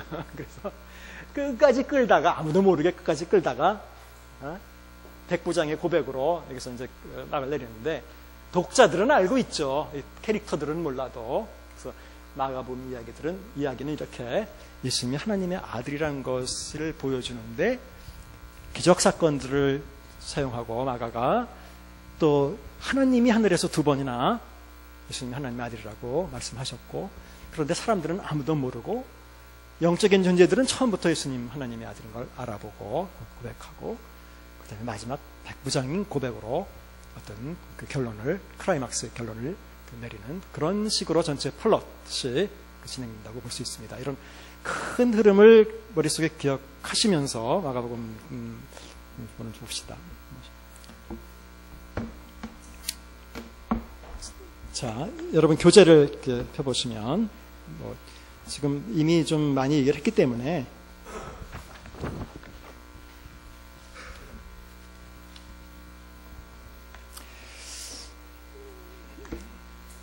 저자 이런 건 생각하고 읽어보시면 아는 거니까, 독자는 잘 모르지만 이게 어쨌든 고난을 강조하고 있는 게 전체적으로 볼 때 굉장히 두드러지다고 볼 수 있기 때문에 고난받고 있던 독자가 아닌가. 그런데 아까 제자들이 네거티브 모델이라고 말씀을 드렸는데, 앞으로 우리가 보시면 알겠지만 제자들이야말로 재밌게도 예수님이 고난을 선언하면 그 다음에 제자들은 엉뚱한 행동을 꼭 해요. 반대되는 행동. 아까처럼 3번째나, 한 번도 아니고 3번째나 내가 죽어야 된다라고 예수님 말씀하시는데, 그 다음 행동은 와서 나는 하나님, 당신의 영광 중에 하나는 우편에 하나는 잘, 이런 얘기를 한다는 거예요. 이걸 자꾸 이렇게 대조해서 보여주고 있는 거예요, 마가는. 그래서 제자들이 특별히 다른 무엇보다도 예수님이 누구신지보다도 예수님이 고난받는 분이었다는 걸 수용하지도 못하고 이해하지도 못하는 그런 모습들을 보여줘요. 이걸 통해서 아마 어쩌면 마가복음의 독자들도 똑같이 박해를 받거나 고난받고 있는 상황이었는데 그걸 받아들이기 힘든 상황이고, 사실 그거 받아들이기 좋고 쉽게 받아들이는 사람이 누가 있겠어요. 여러분들도 살면서 예수 믿고 살면서 어려움이 오거나 고난이 오면 이거 당연히 있어야 된다고 생각 안 하잖아요. 그건 너무 당연히 이건 없어져야 되는 거라고 생각하죠. 너무 그렇지 않아요? 하지만 그런 면에서 똑같은 아마 그런 걸 기대하고 있었지 않았겠는가. 오히려 그 제자들처럼 오히려 영광을, 주님은 영광스러운 주님이니까 하나는 우편에 하나는 좌편에 우리도 예수 믿었으니까, 예수님 따라다녔으니까 그 덕에 예수님은 왕이면 우리는 의정 자의정 정도는 해야 되지 않느냐, 뭐 이런 걸 기대하고 있는 게 아닌가. 희나 지금이나 이제 똑같은 것 같아요. 결국 고난을 수용하지 못하고 잘 이해하지 못했던 그런 독자들이 아니겠는가, 이렇게 우리가 추정해 봅니다. 그런 독자들에게 고난이라는 것은 오히려 꼭 필요한 거다 말이에요. 하나님의 왕국은 오히려 성경이 분명히 고난이 기독교인들에게 있다 그랬죠. 그 당시에. 그렇죠? 분명히 얘기했어요. 믿는 자들이 항상 고난을 받게 돼 있어요. 고난도 함께 받는단 말이에요. 당연히. 그 다음에 이제 목적은 뭐 그냥 일반적으로 그리스도인들의 믿음을 확고하게 하려는 데 있다. 뭐 읽어보시면 알고. 두 번째, 박해와 고난의 상황에서 독자들을 위로하고 격려하는 데 그 목적이 있다. 독자들을 위로하고 격려한다는 말을 잘 이해하셔야 돼요. 이거는 요한계시록도 마찬가지예요. 요한계시록도 그 대박해를 받을 때에 보통 썼다라고 보거든요. 그러니까 사람들이 막 순교하고 막 죽어가고 그러는 상황이에요. 박해받고. 이런 사람들을 위로하는 방법이, 우리가 기대하는 방법은 야, 잠깐만 참아라. 그러면 금방 구원해 줄 거다. 절대로 요한계시록도 그런 얘기 하지 않아요. 또 이런 그 마가복음이나 다른 데서도 역시 그런 얘기는 하지 않아요. 하나님의 방법은 그 당시에 하나님이 썼던 방법, 그런 방법이 아니에요. 요한계시록에서는 순교하게 되면 어떻게 해라? 그냥 죽어라, 이렇게 하는 거예요. 죄송하지만 너희들 죽는다고 하나님의 왕국이 무너지는 게 아니다. 오히려 너희들이 그렇게 믿음을 지키면서 죽음으로써 나중에 하나님의 왕국이 더 굳건하게 쓰게 되는 거다.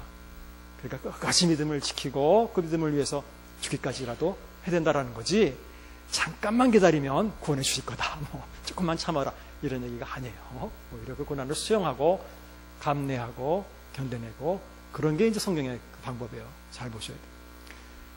다른 얘기지만 바울 같은 경우 옥중서신이 있잖아요. 옥에 갇히기도 뭐 여러 번 했다고 바울 스스로도 고백했잖아요.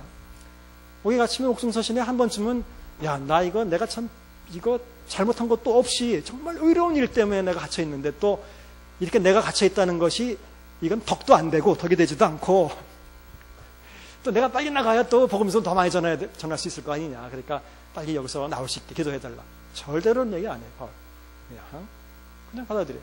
남들은 오히려 바울이 옥에 갇힌 게 복음의 진보에 방해겠다고 생각하지만 바울은 안 그래요. 오히려 내가 옥에 갇혀있으니까 다른 사람들이 또 더 열심히 전도하고 그러니까 무슨 상관이냐. 왜 뭐라 하나, 어떻게 하나. 전파되는 것은 그리스도니 내가 기뻐하고 또 기뻐한다. 그리스도만 더 잘 전파되면 되는 거지, 내가 옥에 갇혀있고 이런 게 무슨 상관이냐라는 거예요. 그러니까 내가 해야 된다라는 이런 게 없어, 바울은. 그런 게. 그러니까 그래서 보면 우리가 기독교를 이해하고 신앙에서 기대하는 거랑 굉장히 달라요. 저는 그래서 종종 바울은 어떻게 보면 좀 이런 말이 타당하지는 않지만, 적당하지 않지만 운명론자 같단 말이에요. 최소한 환경에 대해서는 바울은, 환경은 항상 그냥 수용하는 걸로 바울은 이해했어요. 바꿔야 되는 걸로 이해하지 않고 환경은 그냥 수용하는 거다 말이에요. 비천의 철줄도 알고 풍부의 철줄도 알아서 모든 일에 배고픔과 배부름과 일체의 비결을 배운 사람이 바울이기 때문에 그냥 다 수용하고 받아들이면 되는 거예요. 그러니까 뭐 전에 설교에서도 그런 말씀들이 나왔지만, 환경은 우리는 항상 바꿔야 되는 어떤 대상으로 이해하지만 그렇지 않다. 어려운 환경에 와도 내가 바뀌면 내가 수용하고 내가 거기에 적응하면 되는 거예요. 그냥 그게 더 훨씬 편한 방법이에요. 때마다 환경을 내 입맛에 맞게 바꿔달라고 하는 건 더 어려운 주문이에요. 하나님께도 그것은. 그러니까 내가 바뀌면 되는, 그거는 정말.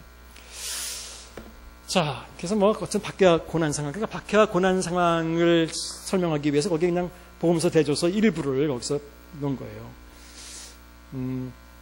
거기 보면 어떻게 영생을 얻겠습니까? 라고 이제 청년이 와서 물어봤을 때 나와 복음을 위해서 뭐를 버린 자마다 다 받고 그러는데 재밌게도 마가복음에는 거기 굵은 글씨로 되어 있지만 박해를 겸하여 받고, 그러니까 예수님을 따르는 사람들은 박해도 같이 받는다라고 분명하게 마가복음에만 그렇게 돼 있어요. 당연히 받는다라는 거예요. 당연히.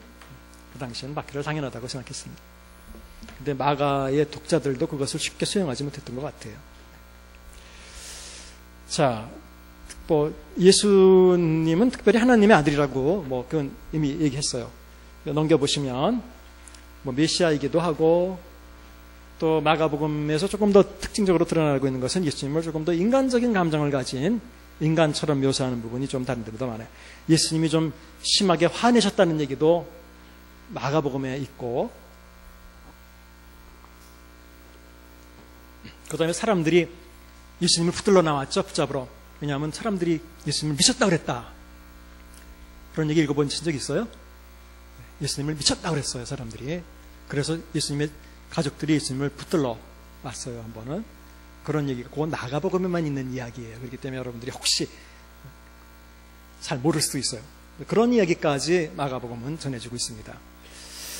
그리고 마가복음뿐 아니라 모든 복음서에서 예수님을 모습을 볼 때 예수님은 굉장히 기도자들과 다른 분이었다. 실제로 예수님이 이제 오셔서, 예수님 하나님의 아들로 오셨지만 주로 가르치고 이런 내용의 중심은 소위 하나님의 왕국이라는 그거예요. 하나님의 왕국. 이게 주제예요. 하나님의 통치.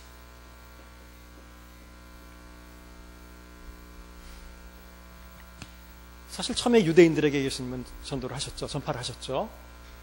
자, 유대인들은 이미 하나님의 통치를 받고 있다고 생각했어요. 그 사람들은 하나님의 백성이라고 스스로들이 생각하고 있었고, 근데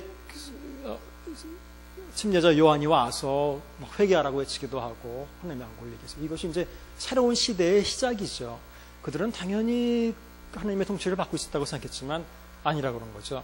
하나님의 눈으로 볼 때, 그 예언자 요한의 눈으로 볼 때는 그들은 하나님의 통치에 어긋나 있고 잘못된 생활을 하고 있으니까 회개하라고 얘기한 것이고, 그 다음에 침례를 받으라고 또 얘기한 거예요. 침례는 이제 거기서부터 시작을 했는데, 실제로 이렇게 그 유대인들에게는 침례하고 똑같은 그런 그 교회 예전은 없었어요. 비슷한 건 있었어요. 씻는 거, 물로 씻는 거는 이제 그 죄를 이렇게 좀 씻는다는 이런 어떤 의미가 있었고, 침례하고 비슷하게 그 물에 담그는 그런 관습도 있었는데, 이것은 이방인들이 유대교로 개종할 때에 보통 그렇게 행했어요. 그러니까 개종의 의미였었어요. 이방인들이 유대교로 개종할 때에 그런 비슷한 걸 했어요. 그런데 유대인들에게 이렇게 침례를 받으라, 이거는 말도 안 되는 얘기라고, 그 당시에는. 그런데 한 400년 동안 예언자가 없었는데 예언자가 하나 딱 나타나가지고 하는 얘기가 회개하고 복음을 믿어라 그러면서 침례를 줬단 말이에요. 그럼 많은 사람들이 침례를 또 실제로 받았고, 이게 놀라운 일이에요. 뭔가 새로운 시대 때 이제 그들이 이해하지 못했던 새로운 하나님의 통치를 전하고 있는 거예요. 이미 하나님의 통치가 가까이 와 있다. 회개하지 않으면 찍혀서 불에 내던질 거다. 이런 식으로. 그래서 하나님의 통치. 그래서 예수님이 전하려고 했던 것은 이제 예수님을 통해서 새로운 하나님의 통치가 사람들에게 시작됐다라는 것을 알리려고 했습니다. 그래서 굉장히 중요한 그 사건이죠. 그래서 이 새로운 하나님의 통치는 근데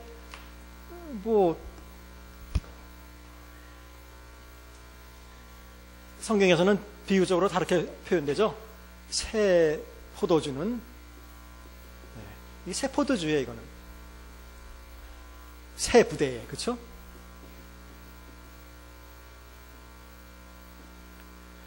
이 과거의 부대 가지고 담을 수가 없어요. 달라요.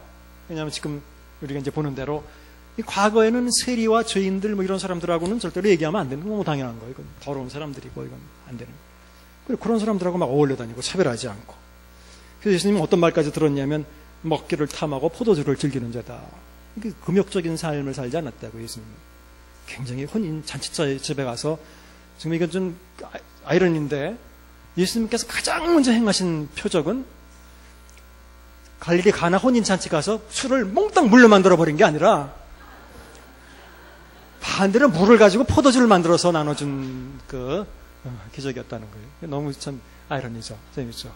그러니까 이건 이전에 요한복음 같은 경우는 아까 말씀드린 대로 그 침례자 요한을 따라다녔던 두 제자가 예수님을 먼저 따라다녔죠. 그래서 요한의 제자들이 예수님을 따라다녔는데 굉장히 다르다는 걸 금방 느꼈을 거예요. 침례자 요한은 저 사막에 거주하면서 이렇게 분리된 생활을 하고 금욕적인 생활을 하고 살았고, 근데 예수님의 삶은 그런 거 아니에요. 혼인잔치에 참여하고 물을 술로 만들어주고 이렇게 다 찾아다니고 만나고 이런 그 삶을 살았죠. 굉장히 달라요. 그 다음에 병자들의 몸을 만져서 고치셨다. 이것도 사실은 굉장히 중요한데, 나병 환자도 손을 대셔서 고쳤다라는. 그 당시에는 정결법이라 그래가지고 굉장히 그런 게 아주 심했어요. 뭐는 부정하고 뭐는 정하고 이러면 잘 아실 거예요. 절대로 만지면 안 돼요. 우리가 선한 사마리아 사람 비유에서 제사장이 지나가다가 죽은 것 같이 된 사람을 안 만지고 그냥 갔죠. 레위인이 갔다가 그냥, 물론 사랑하는 마음이 없어서 그런 것도 사실이지만 이 사람들은 부정 탈까봐 그런 거예요. 그러니까 절대로 사체를 만지면 안 돼요. 그 제사장이나 이런 사람들 부정 탄다고 돼 있어요. 그러니까 이 정결법이라고 하는 법이 그 시대를 지배했었는데, 유대인들을 예수님이 이런 거 만들어 깨뜨리는 분이란 말이에요. 사람 고치기 위해서 그런 게 무슨 상관이냐 말이에요. 사람 고치는 게 더 중요한 문제지. 굉장히 달랐어요. 그런 게 새 포도주의 어떤 특징이란 말이에요. 그러니까 과거에 있는 포도주에 담을 수가 없어요. 안식일 날도 병 고치고, 이것 때문에 문제가 생긴 거 아니에요. 그것 때문에 이런 말씀이 나온 거 아니에요. 안식일 날도 병 다 고치고. 그래서 굉장히 이것은 과거의 전통적인 유대교의 생각에 담을 수 없는, 유대교의 전통적인 생활 방식에 담을 수 없는 획기적인, 그 당시에는 아주 그냥 사람들에게 센세이셔널한 그런 어떤 그 삶이고 그런 거였단 말이에요. 안식일 준수보다 사람을 고치는 일을 중시하였다. 안식일을 거룩하게 지키라는 것은 오늘 그 십계명 중에서도 나온 이야기인데, 어쨌든 그래서 특히 유대인들은 가장 중시했던 게 안식일이나 할례 행하는 거, 이런 거 굉장히 가장 중시했던 것 중에 하나거든요. 안식일을 어기면 정말 돌을 던져가지고 죽여도 될 정도로 그건 안식일을 어긴다는 굉장히 큰 것인데, 그들의 눈에 볼 때는 안식일을 예수님이 어긴 거죠. 안식일 날 병 고치고 뭐 하고, 제자들이 미리사를 잘라서 먹고 뭐 그런. 하지만 예수님은 그런 것보다 사람이 더 중요하고 더 위에 있다라는 것을 말씀하셨어요. 그러니까 이런 게 좀 새 술이라는, 새 포도주의 어떤 그 특징이 하나님의 통치에 좀 다른 면이다 말이에요. 근데 지금도 죄송하지만 현대 2021세기를 사는 우리들도 유대인들처럼 이런 과거의 헌부대를 가지고 지금 새술을 담으려고 하는 사람들도 많이 있는 것 같아요. 아니면 아예 새술 자체를 이해하지 못하는, 분명히 갈릴리 가나 혼인잔치에 보시면 새술이 훨씬 더 맛이 좋았다 그랬죠. 이게 사실 굉장히 상징적인 의미가 있는 거예요. 마찬가지에 새 포도주가 훨씬 맛이 더 좋았어요. 야, 보통 사람들 같으면 더 맛있는 걸 먼저 내고 술을 더 맛없는 걸 뒤에 가서 내는 건데, 어떻게 이 집은 더 맛있는 술이 나중에 나오냐 말이야. 새 포도주가. 그게 상징적인 거예요. 이 새 포도주는 예수님을 통해서 시작되는 새로운 하나님의 통치의 시작, 이 시대를 얘기하는 거예요. 이 시대가 새 포도주가 더 맛있는 거거든요. 근데 어쨌든 간에 이것조차도, 이 맛조차도 모르는 사람들도 죄송하지만 많아요. 새 포도주를 헌 포도에 담으려고 하는 사람들도 많고, 새 포도주의 이런 본질이나 이런 것조차도 잘 이해하지 못하는 사람들도 많아요. 어쨌든 그런 모습들을 복음서를 통해서 보여준다. 그 다음에 이제 하나님의 왕권 통치라는 이 말씀을 하는데, 이게 사실은 마가복음의 주제일 뿐 아니라 이것은 처음 세복음서 전체의 주제예요. 처음 세복음서를 읽어보시면 예수님이 오셔서 나를 믿으라 이런 얘기를 해보신 적이 사실 없어요. 자기를 전파하지 않았어요, 예수님은. 요한복음이 굉장히 독특해서 요한복음에는 좀 그런 표현들이 있지만, 하지만 요한복음도 또 잘 읽으셔야 돼요. 요한복음 여러분들 5장 24절 같은 경우는 외우시지만, 예수님 믿으면 영생을 얻었고 심판에 이르지 않았느니 사망의 생명으로 옮겼느니라. 아시죠? 그 구절. 근데 잘 처음에 읽어보시면 그거 외우시는 분 있죠? 요한복음 5장 24절. 어떻게 시작되죠? 진실로 너희에게 이르노니 내 말을 듣고 누구를 믿으면 나 보내신 분을 믿으면, 그렇게 돼 있어요. 그렇죠? 그거 우리 외우는 구절인데도 예수님 믿으면 이렇게 하지만, 예수님이 나를 믿으면이라고 안 그러고 내 말을 듣고 누구를 믿으라 그러냐면 나 보내신 이를 믿으라고 얘기하는 거예요. 지금 예수님이 주장하는 것은 자신을 통해서 하나님의 통치를 알리려고 하고 하나님이 살아계심을 알리려고 했던 게 주된 내용이에요. 그리고 특히 처음 세복음서에서는 예수님이 말씀하셨던 전체 내용을 정말 한마디로 얘기하라 그러면 하나님의 통치다 말이에요. 이건 굉장히 중요한 개념인데 이게 이제 해 바실레이아 투 세우 이렇게 요거는 이렇게 점이 이거 순편 이렇게 찍히면 그냥 에 이렇게 읽고 숨이 거꾸로 찍히면 이건 해 이렇게 읽는 거예요. 이건 정관사의 관사예요. 바실레이아라고 하는 그 왕국이라고 하는 이것이 여성이기 때문에 여성 정관사가 붙은 거예요. 이게 투는 이것이 정관사고 하나님에게도 관사를 붙여요. 이렇게 세우는 세우스 이건 이제 소유격으로 되어 있기 때문에 그런 거예요. 어쨌든 이렇게 되어 있는데 문제는 이제 바실레이아라고 하는 이 단어예요. 네. 영어에는 The Kingdom of God이라고 번역이 되어 있어요.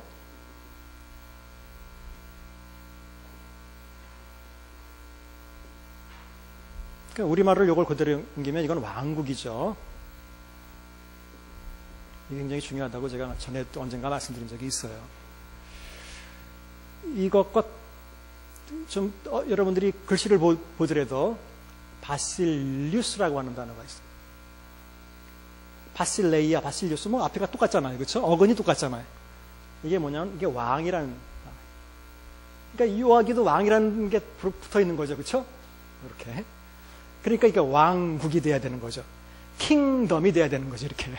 그래서 이게 이 왕자가 들어가야 뭔가 이 말의 원래 의미를 잘 표현하는 말이 되는 거예요.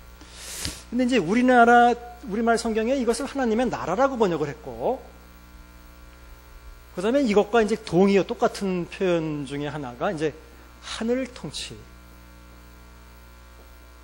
또는 하늘 왕국, The Kingdom of Heaven이라고 하는 몇 번 말씀드렸지만 이 말은 우리 천국이라고 번역된 단어예요. 이게 이 말은 마태복음에만 나오는 단어예요. 32번 마태복음에만 다른 어디도 안 나오는 표현이에요. 이것은 그러니까 마태의 독특한 특별한 용어예요. 이것은.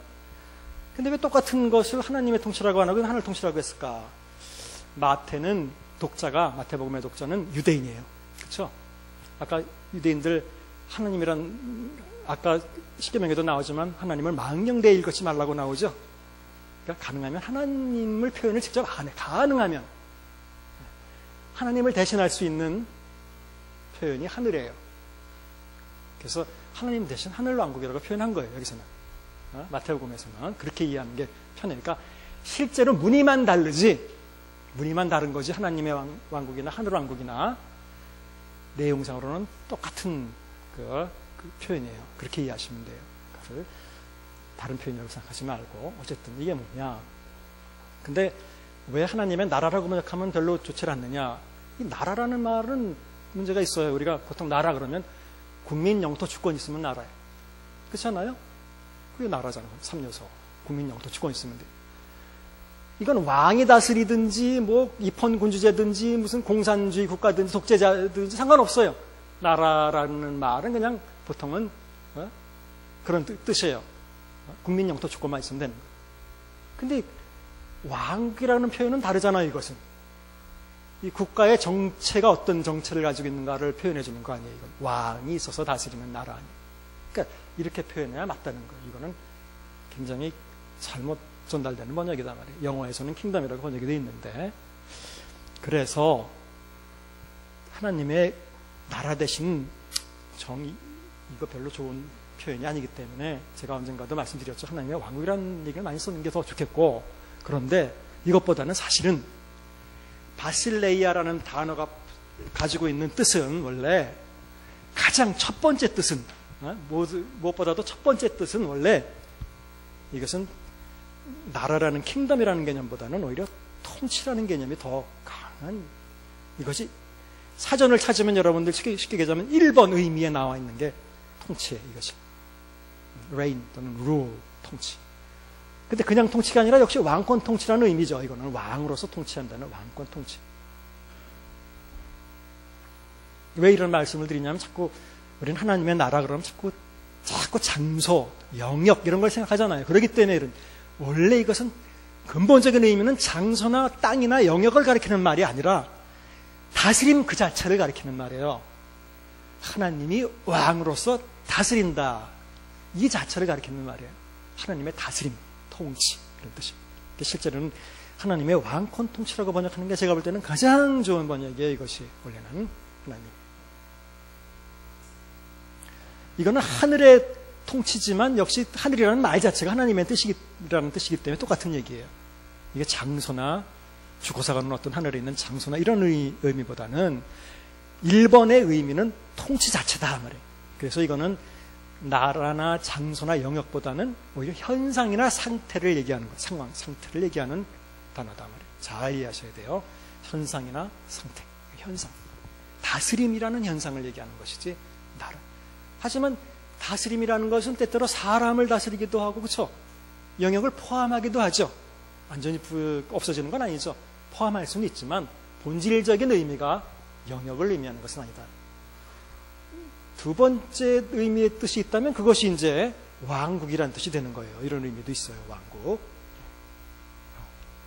왕으로 다스리는 나라. 그래서 이 의미를 잘 이해하셔야 돼요. 그러니까 중요한 건 하나님이 이제 진짜 왕이 돼서 통치하는 그 시대가 왔다. 그럼 새로운 그 사시대의 모습은 어떠냐? 그렇게 유대인들이 했듯이 그냥 율법에 매여서 안식일법에 매여서 사람은 다 죽어가는데 그런 건데 이런 거는 하나님이 다스리는 나라의 법이 아니다. 그 다음에 여자 차별하고 죄인이라고 차별하고 세리라고 해서 멸시하고 이거는 하나님이 다스리는 나라의 통치의 그 법이 아니다. 그런 것을 예수님은 가르쳐 주려고 행동을 했다고 볼 수 있죠. 그래서 이 하나님의 통치라는 건 굉장히 중요한 개념이고 자꾸 이제 죽어서 천국 가는 이런 얘기만 해요. 천국은 성경에 보면 내가 하나님의 힘을 힘입어 귀신을 내쫓는 거라면 하나님의 왕국이 이미 너희에게 임하였느니라. 이런 구절 읽어보셨죠? 예, 그거예요. 하나님의 통치는 벌써 그때부터 이제 내려온 거예요. 여러분 속에 들어가고 임하는 거, 들어가는 거. 우리가 하나님의 왕국에 들어가는 것도 참여하는 것도 맞지만 하나님의 통치에 들어가는 것도 맞지만 하나님의 통치가 일로 임하는 것도 똑같은 거예요. 마찬가지. 왜냐하면 귀신이 다스리던 통치가 깨어지니까 하나님의 다스림이 들어가는 거예요. 그러니까 귀신을 하나님의 힘으로 내쫓는다는 것은 곧 하나님의 이런 새로운 통치가 임했다는 것을 의미한다는, 하나님이 왕이다는. 어쨌든 중요한 것은 과연 하나님이 왕으로서 다스리느냐 다스리지 않느냐, 그 현상이 여러분 속에 있느냐 없느냐, 이거에 따라서 여러분 속에 하나님의 왕국이 있느냐 하나님의 통치가 있느냐 이것이 결정되는 것이지, 이건 무슨 죽어서 하나님의 왕국에 가느냐 안 가느냐. 하나님의 통치는 여러분 속에 임해서 그것이 계속된다면 죽어도 계속되는 거예요. 똑같은 거예요. 이건 시간과 공간을 초월하게 상관없는 거예요. 이것을 꼭 죽어서 시간을 나눠서 이렇게 생각해 볼 필요가 없는 거예요. 중요한 것은 그 다스림 자체다. 다스림. 그래서 우리에게 익숙하지 않기 때문에 우리가 잘 말을 안 해서 그렇지, 하나님의 왕권 통치나 하나님의 통치 이런 말을 많이 쓸 수 있어야 좋고, 또는 하나님의 그냥 다스림 이렇게 쓰셔도 좋고, 또는 하나님의 왕국 그런 말들을 쓰셔도 좋고. 하지만 가능하면 천국이라는 단어 이건 조금 아니다 말이에요. 그러니까 잘못 전달될 가능성이 많다. 또는 그냥 단순한 하나님의 나라 이런 것도 그렇게 썩 좋지 않은 표현이다. 그러니까 하나님이 왕이고 그분이 다스린다. 이 중요한 내용이 같이 포함되어 있어야 올바르게 표현하는 게 되네요. 굉장히 좋은 말이에요. 그러니까 언젠가도 그런 말씀을 아마 드린 것 같은데, 하나님의 왕국이라는 말을 많이 쓰라 그러니까 자꾸 좀 주저하는 이유 중에 하나가 하나님의 왕국이라는 말을 많이 쓰는 단체가 있죠. 그래서 자꾸 좀 주저한다 그러는 것 같은데, 좋은 말인데 누가 쓴다고 우리가 주저한다는 건 말이 안 되죠. 우리가 더 많이 써서 그들이 저 사람들 쓰기 때문에 우리가 옮겨야 되겠다 이렇게 만들 오히려 이건 필요하고 좋은 말인데 정말로 저는 옛날 책을 읽다가 아주 그냥 누렇게 된 옛날 책을 읽다가 국민을 위한 정부 이것을 번역해놨는데 뭐라고 번역했느냐면 인민을 위한 정부라고 이렇게 번역을 해놨어요. 아주 옛날 책인데. 근데 가만히 생각해보니까 그 영어 원문이 The government of the people, by the people, for the people, people이에요. 여러분, people이라는 단어를, 예? 가지고 있는 사람이잖아요. 그러니까 인민이란 말이 사실은 더 맞아요. 국민을 의미하는 건 국민은 조금 다르죠. 그런데 아마 인민이란 말을 우리가 안 쓰게 된 이유는 아시죠? 그 이제 70년대 이런 말 한두 번만 썼다가는 바로 잡혀가니까 이거는 안 쓴 거죠. 하지만 이제 그럴 필요 없어요. 이제 시대도 그것도. 그러니까 어디서 쓴다고 우리가 안 쓸 이유는 없어요. 그럼 좋으면 우리가 써서 우리 걸 만들어야죠. 그것은. 그래서 하나님의 다스림, 왕으로 다스림 이것이 굉장히 중요한 것이다. 자, 이 이야기는 또 나올 수도 있으니까. 그 다음에 갈릴리를 중시한다. 아까 말씀드렸고, 내복음서 중 제자들을 가장 부정적으로 묘사한다. 이것도 이제 조금 말씀을 드렸는데, 이건 본문을 직접 보면 이제 알 수 있고, 그 다음에 무리들을 중시한다. 이것도 말씀을 드렸고. 그래서 어떤 사람이 이제 이렇게 제시를 했어요. 그 마가복음에서 긍정적으로 묘사하는 것과 긍정적으로 묘사하는 건 갈릴리, 장소로서는. 부정적은 예루살렘. 긍정적인 건 무리, 세리, 죄인, 어린이, 수로보니 여인, 이런 사람들. 부정적인 건 제자와 예수의 가족, 친척, 유대교 집권. 쉽게 얘기하자면 특권층. 그 다음에 예루살렘, 도시, 엘리트. 이 긍정적인 데는 시골, 변두리. 그러니까 이게 그 70년대 이럴 때 민중신학의 어떤 대본으로 사용되기가 참 좋은 거죠. 이렇게 엘리트 계층들이 아니라 바로 이렇게 소외된 계층들, 이런 사람, 소위 억압받는 민중들, 그런 사람들을 위한 책이다. 이렇게 이제 사람들이 해석하기가 좀 편한 책이었죠. 그래서 그 제자도는 이제 포기의 제자도 거기 나온 이유는 이제 본문에 보면 알 거예요. 그 다음에 추종의 제자도, 고난의 제자도 이렇게 얘기를 했고, 메시아입니다. 이건 그냥 놔두고 이건 이제 보면 알아요. 자, 이제 남은 한 20몇 분 동안 마가복음 본문을 그냥 쭉 한번 보면서 이게 더 여러분들에게 나을 거예요. 그래서 복음서 대조서 본문을 한번 보세요.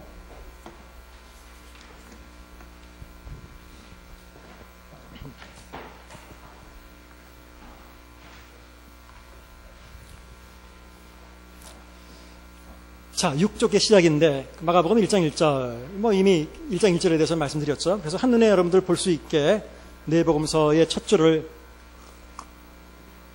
비교해놨고, 설명도 다 간단하게 아까 말씀드렸던 설명들을 또 해놨어요. 그러니까 읽으시면 알고. 자, 마가복음은 그 두 번째 이야기는 세례자, 침례자 요한의 전파부터 나와요. 그러니까 아시죠? 마태복음엔 예수님 족보가 나오고 탄생 이야기가 나오고, 누가복음에도 탄생 이야기가 나오거든요. 요한의 탄생 이야기가 나오고 예수님 탄생 이야기가 이렇게 나오거든요. 그런 게 하나도 없어요. 그냥 바로 그냥 요한의 전파부터 나와요.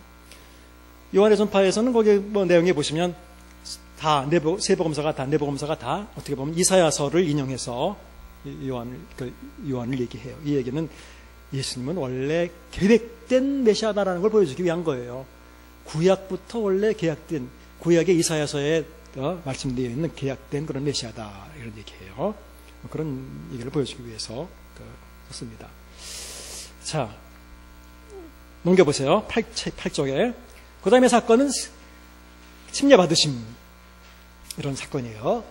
그래서 침례받을 때 단순히 침례받았다는 게 중요한 게 아니에요. 사실은 거기서 더 중요한 것은 성령도 내려오시고, 그 다음에 하늘로부터 하나님도 나타나시고, 하나님이 너는 내 사랑하는 아들이라 내가 너를 기뻐하노라 라고 선언했다는 게 굉장히 중요한 거예요. 역시 처음 시작부터 하나님으로부터 아들로 인증을 받으시는 거예요. 인증샷이에요. 이것은 하나님으로부터 인증받으신 사건. 그 다음 사건은 시험 받으신 장면인데, 마태복음, 누가복음엔 길게 3번 시험을, 어떤 시험을 받으셨는지 자세하게 나오지만 마가복음엔 안 나와요. 그냥 40일 동안 시험 받으시면서 허옇게 비어있죠? 그 난이? 그렇죠? 없어요. 어쨌든 시험 받았다는 얘기만 것은 나오고 있어요. 그 다음에 바로 공생에 들어갑니다. 공생으로 들어가서 예수님이 하나님의 복음을 전파해서 제일 처음에 예수님이 전파하신 내용은 때가 찼고 뭐가 가까이 왔다? 네, 하나님 나라라고 그러지 말고 하나님은 하나님의 통치나 하나님의 왕국이라고 하시는 게 좋아요. 가까이 왔으니 회개하고 복음 믿어라. 이것이 아까 잠깐 말씀드렸지만 유대인들에게 참 놀라운 일이다. 유대인들은 자기네들이 회개해야 된다고 생각하지 않았어요. 별로. 또 새로 침례를 받아야 될 이유가 그거는 이방인들이 개종할 때나 받는 건데 우린 이미 하나님의 아들인데, 현대말로 하면 유대인들은 이미 구원의 확신이 있었는데, 왜냐하면 아브라함의 자손이기 때문에. 민족적인 구원 아니에요, 거기는. 우리는 유대인이기 때문에 이미 선택받은 아브라함의 자손이기 때문에 우리는 이미 어떻게 보면 구원 받았다고 이렇게 생각한 거예요. 그 다음에 다른 복음서에서는 그런 얘기가 나오죠. 너희가 속으로 아브라함이 우리 조상이라고 말하지 말아라. 하나님이 할 수 있으면 돌들을 넣어도 아브라함의 자손을 일으킬 수 있다. 그러니까 우리가 아브라함의 자손이라고 구원의 확신이 있다고 생각하지 말아라, 그 얘기예요. 그러니까 대신 그렇지 않고 회개에 합당한 열매를 맺어라. 열매를 보여라. 회개에 합당한 열매를 맺지 않는 나무마다 찍혀서 불에 던질 거다. 내가 아브라함의 자손이라고 믿고 까불지 말라, 그거예요. 여러분들도 무슨 구원의 확신을 가지고 있는지 모르지만 그렇게 믿고 있으면 회개에 합당한 열매를 성경대로라면 그래야 돼요. 10쪽에 넘어가 보시면 처음 제자들을 부르시는 장면이 나와요. 누가복음과 요한복음은 뭔가 길게 뭐가 얘기가 나오고 마태복음과 마가복음은 짧게 나와요. 근데 중요한 것은 예수님이 사람들을 불렀을 때에 18절 곧이라는 단어 많이 나온다 그랬죠, 마가복음에. 바로 그물을 버려두고 따르니라. 그 다음에 세베대 아들 야고보와 요한을 또 부르니까 마찬가지 배에 버려두고 예수를 따라가니까 다 버려두고 따르다는 얘기가. 그래서 포기의 제자도가 나오는 거예요. 이게 쉽지 않아요. 일하다 말고 바로 부르니까 바로 즉각적으로 따랐다는 거예요. 이건 그 자리에서 바로 그냥 다 버려두고. 그러니까 여기서 강조하고 있는 것은 예수님이 부를 때에 정말 다 버리고 즉각적으로 따르는 거. 이것을 나가는 아주 강조하고 있는 거예요. 포기의 제자도. 그 다음에 11쪽에 넘어가서 그 다음 사건은 예수님이 귀신을 내쫓은 사건이 이제 드디어 나오는데, 바로 귀신이 예수님을 보자마자 24절 보니까 나사렛 예수여 우리와 당신이 무슨 상관이니까 우리를 멸하러 왔나이까 나는 당신이 누군 줄 아노니 하나님의 거룩한 선이다. 아까 귀신들은 하나님 처음부터 안다 그랬죠, 예수님을. 네, 바로 그렇게 알아봐요, 처음부터.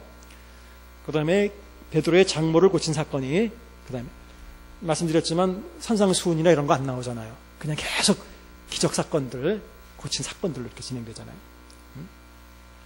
마찬가지 그 사건 12쪽에 나오면 베드로의 장모를 일으킨 사건 보면 맨 위에 그 손을 잡아 일으키시니, 예수님이 항상 이렇게 병든 사람들, 이런 사람들도 다 손을 대서 정결법에 어긋나는 행동을 어떻게 보면 하신 거예요. 그 다음에 거기 보면 귀신들이 자기를 알았다는 얘기가 또 나옵니다. 그 다음에는 전파하며 고치심이라는 그 대목이 있죠. 거기 보면 예수님이 특별히 가까운 마을들로 가자. 그 마을이라는 것은 시골 마을들이라는 뜻이고, 거기서 전도하리니, 거기 지금까 설명 밑에 다 해놨어요. 전도하다라고 번역되어 있고, 그 마태복음에는 전파하다라고 번역되어 있고, 네? 계속 번역되어 있는데 이것은 원래는 똑같은 단어예요. 선포하다라고 번역하는 게 가장 proclaim이라는 단어가 훨씬 더 가장 적절한 단어예요. 전도한다는 말과 선포한다는 말은 좀 차이가 있어요. 전도한다는 건 현대 말이에요, 사실은. 현대 말 그대로 도를 전하는 거잖아요. 내용이 있는 거잖아요. 선포한다는 것은 그런 게 아니라 말 그대로 선포 자체, 행위 자체를 굉장히 중요시하게 여기는 그 단어예요. 어쨌든. 자, 13쪽에 넘어가면 그 다음 사건은 계속해서 고친 사건들이 나와요. 나병 환자가 와서 있다. 그 나병 환자를 고치셨어요. 그래서 거기 설명 첫 줄 맨 끝에 보면 당시 유대인들은 나병은 하나님만 고칠 수 있는 큰 병이라고 이해했으며, 열왕기하 5장 7절을 잘 보시면 메시아 시대에 치유될 수 있는 병으로 이해했던 것으로 보인다. 그 얘기는 예수님이 나병을 고쳤다는 것은 바로 예수님이 메시아였다는 것을 증명하는 일이죠. 또 거기 41절에 보시면 예수께서 불쌍하게 여기서 손을 내밀어 그에게 손을 대시고 나병 환자에게 손을 대셨다. 이런 것도 중요한 거예요. 어쨌든 이런 것들을 통해서 계속해서 예수님은 메시아이며 하나님의 아들이라는 것을 말씀합니다. 그 다음에 중풍병자를 고친 사건. 4사람에게 중풍병자를 매가지고 왔다. 예수께서 그들의 믿음을 보시고 중풍병자에게 병이 고쳐졌다고 얘기 안 하고 죄 사해졌다고 얘기를 했다 말이에요. 네? 죄 사해졌다고. 이것은 이 사건은 병을 고쳤던 사건으로 의미 있는 게 아니라 말 그대로 예수님은 죄를 사하는 권세를 가진 분이라는 것을 이 사건을 말해주죠. 그래서 인자가 땅에서 죄를 사하는 권세가 있는 줄을 너희로 알게 하려 하노라. 근데 마태복음에는 죄를 사하는 권능이 있는 줄을 너희로 알게 하노라. 권세나 권능이랑 똑같은 단어입니다. 거기 엑소스야. 이런 게 이제 제가 볼 때는 일관성이 없고 치밀하지 못한 거예요. 같은 단어를 의미는 비슷하다고 하지만 다르게 번역했다는 게. 어쨌든 여기서는 예수님은 하나님의 권세를 가지신, 죄를 사하는 권세를 가지신 분이다. 예수님의 일을 보고 12절에 보시면 사람들은 다 놀라 하나님을 영화롭게 했다라는 거예요. 예수님을 영화롭게 한 게 아니라, 즉 예수님이 하신 일을 하나님이 하신 일로 그들은 이해했다라는 뜻이에요. 즉 하나님이 예수님과 함께 하셨다는 걸 알 수 있죠. 그 다음 사건은 레위를 부르시며 세리와 죄인들과 식사하심. 역시 레위를 부르시니까 바로 또 일어나 따랐어요. 그리고 그 집에 잡수실 때 많은 세리와 죄인들이 제자들과 함께 했으니 이는 그러한 사람들이 많이 있어서 예수를 따르미러라. 많았다 그랬어요. 그런 사람들이. 세리와 죄인들과 함께 하셨다. 나는 의인을 부르러 온 것이 아니라 죄인을 부르러 왔다라고 얘기하는 거예요. 이런 데서부터 이제 그 사람들과 이제 충돌이 이제 일어나기 시작하고 사람들이 기분 나쁘게 보고 안 좋게 보기 시작하는 거예요. 어떻게 저런 사람들하고 같이 먹느냐, 뭐 이런 것들 때문에. 그 다음에 제자들이 금식하지 않는 것을 또 변화하심. 바로 이제 여기서부터 그 얘기가 나오는데, 제자들은 금식하지 않았어요. 예수님을 따라다닐 때. 그러면서 비유로 하신 게 바로 새 포도주는 새 부대에 넣어야 된다. 그러니까 새로운 통치, 하나님의 통치가 시작됐을 때는 그렇게 너희들이 생각하는 것처럼 금식할 이유가 없다라는 거예요. 신랑이 함께 있는데 뭐 금식할 필요가 뭐가 있겠네요. 그런데 신랑을 빼앗기는 날에는 금식할 것이다라고 했어요. 그러면 우리는 금식해야 돼요? 말아야 돼요? 이 구절에 의하면 어떻게 해야 돼요? 이게 참 어려운 얘기죠. 문제는 지금 여러분들은 신랑을 빼앗긴 상황이냐 아니면 신랑이 함께 있는 상황이냐라고 이해하느냐에 따라 다른 거예요. 어떤 거예요? 여러분들은 신랑과 예수님과 함께 있어요? 아니면 함께 없어요? 함께 있는 게 맞죠. 성령이 함께 하시지만 예수님과 함께 있는 거죠, 우리는. 이게 굉장히 중요한 거예요. 이걸 잘못 해석하면 안 되는 거예요. 잘 보시면 슬퍼한다는, 신랑이 있는 동안에는 슬퍼할 수 없다. 마태복음에 그렇게 나오거든요. 결국 빼앗기는 날에는 슬퍼한다는, 여기서 말하는 금식이라는 건 말 그대로 이렇게 슬퍼하고 괴로움에서 하는 어떤 금식을 얘기하는 거예요. 신랑이 빼앗긴 거에 대한 금식. 근데 초대교회 시대 때도 보면 바울은 금식에 대해서 얘기하지 않았지만 사도행전에 보면 가끔 금식하는 경우가 나오거든요. 근데 그건 유대인들로서 보통 해왔던 금식이고, 또 하나는 이렇게 신랑을 빼앗긴 것이 슬퍼서 했던 금식이 전혀 아니에요. 그때 금식은. 그거는 뭐 제자들에게 안수를 해서 파송할 때 금식을 한다든지 어떤 특별한 하나님의 뜻을 구하거나 그럴 때 했던 것, 금식을 얘기하는 것이지. 그러니까 이렇게 슬픔으로, 예수님을 빼앗긴 슬픔으로 한 금식은 아니다. 그거에 더 이상은 아니에요. 이것은. 그래서 예수님을 아마 잠깐 빼앗겼을 때 그때는 할 수 있을지 모르지만 우리는 예수님과 함께 있었기 때문에 아니에요. 중요한 것은 이렇게 금욕적이거나 이렇게 어떤 형식적이거나 이런 것은 아니라는 거예요. 새로운 하나님의 통치는. 그 다음에 드디어 16절에 넘어가면 안식일 논쟁이 나옵니다. 처음으로. 안식일에 미리 잘라 먹은 일 때문에 문제가 생기는 거예요. 여기서부터 자꾸. 이런 것을 통해서 계속해서 예수님이 새롭게 강조하시는 하나님의 통치, 하나님이 왕이 돼서 다스리는 다스림은 전통적인 신앙 방식을 초월하는 더 본질적으로 더 다른, 완전히 다른 새 술, 새 포도주와 같은 그런 것이다라는 걸 자꾸 보여주시는 거예요. 보여주면서. 역시 안식일날 미리 작작으로 잘라본 것 때문에 문제가 생기는데 예수님이 놀라운 말씀을 하십니다. 제가 굉장히 좋아하는 말씀인데 27절 안식일이 이건 마가복음에만 있죠. 안식일이 사람을 위해서 있는 것이요 사람이 안식일을 위해서 있는 것이 아닙니다. 조금 번역이 좀 매끄럽지 못해요. 이것은 원래대로 한다면 안식일이 사람을 위해서 생겨난 것이 아니라 또는 만들어진 것이 아니라 제정된 것이 아니다 이런 뜻이에요. 처음에 그때 생겨난 자체가 처음부터 안식일이 사람이 안식일을 위해서 제정된 게 아니라 안식일이 사람을 위해서 처음부터 제정된 거다. 그러니까 안식일은 원래 안식일은 뭐 금식하고 뭐 이런 날이 아니죠. 안식일을 가장 잘 지키는 방법은 완전하게 쉬는 거예요. 그냥 노는 거예요. 쉬는 거예요. 원래 안식일이라는 건 그런 거예요. 그 쉼이 없어지니까. 그 사람을 위해서 안식일을 만들어 놨더니 그 안식일을 지키기 위해서 사람이 안식을 다 잃어버리는 거예요. 이게 인간의 어떤 그 아이러니 문제예요. 또 이제 율법의 속성이 사실 이런 거예요. 원래 사람의 삶을 조금 더 규모 있고 잘 생활하도록 율법을 만들어 놨더니 그 율법 지키느라고 사람의 생활이 완전히 피폐해지고 율법의 노예가 돼버리고 이런 게 이제 잘못 역전되는 거, 주인이 역전되는 거죠. 주인은 사람이다라는 거예요. 율법의 주인은 사람이다. 어떻게 보면. 자, 또 안식일날 회당에서 선발하는 사람 고쳐가지고 또 부딪혀요. 예수님과. 그 다음에 많은 사람을 고친 사건 11절에 보시면 17페이지 11절 보시면 더러운 귀신들도 어느 때든지 예수를 보면 하나님의 아들입니다 라고 고백했다. 아까 말씀드렸죠. 귀신들은 처음부터 보면 그냥 무조건 예수님이 누군지 알아. 하지만 아직까지 제자들도 모르고 아무도 몰라요. 또 넘겨보세요. 계속 18쪽에 사람들이 점점 예수에 대한 반대들이 이제 점점 심해져요. 예수에 대해서 미쳤다고 했다. 아까 제가 말씀드린 그 구절 마가복음에만 있죠. 네, 그 구절. 그 다음에 바알세부를 들렸다라고 해서 이제는 대놓고 예수님이 너 그거 귀신의 힘으로 귀신 내쫓는 거 아니냐 이런 식으로 예수님을 모독하는 그런 일이 있었습니다. 그 다음에 예수의 어머니와 동생들이 19쪽 밑에 찾아와서 역시 그러니까 지금 유대인 지도자들도 예수님을 모독하고 또 오히려 친척들도 또는 가족들도 예수님이 누구신지 정확하게 모르고 와서 예수님을 붙들러 오고 찾아오고 사람들은 예수를 미쳤다고 그러고 이렇게 이제 반대가 점점 심해지는 거예요. 그러면서 이제 그 말씀이 많이 나오진 않지만 20쪽에 보면 예수님은 하나님의 통치에 대한 비유, 씨 뿌리는 자의 비유를 말씀을 해주시고 등불의 비유 이런 것도 해주셨어요.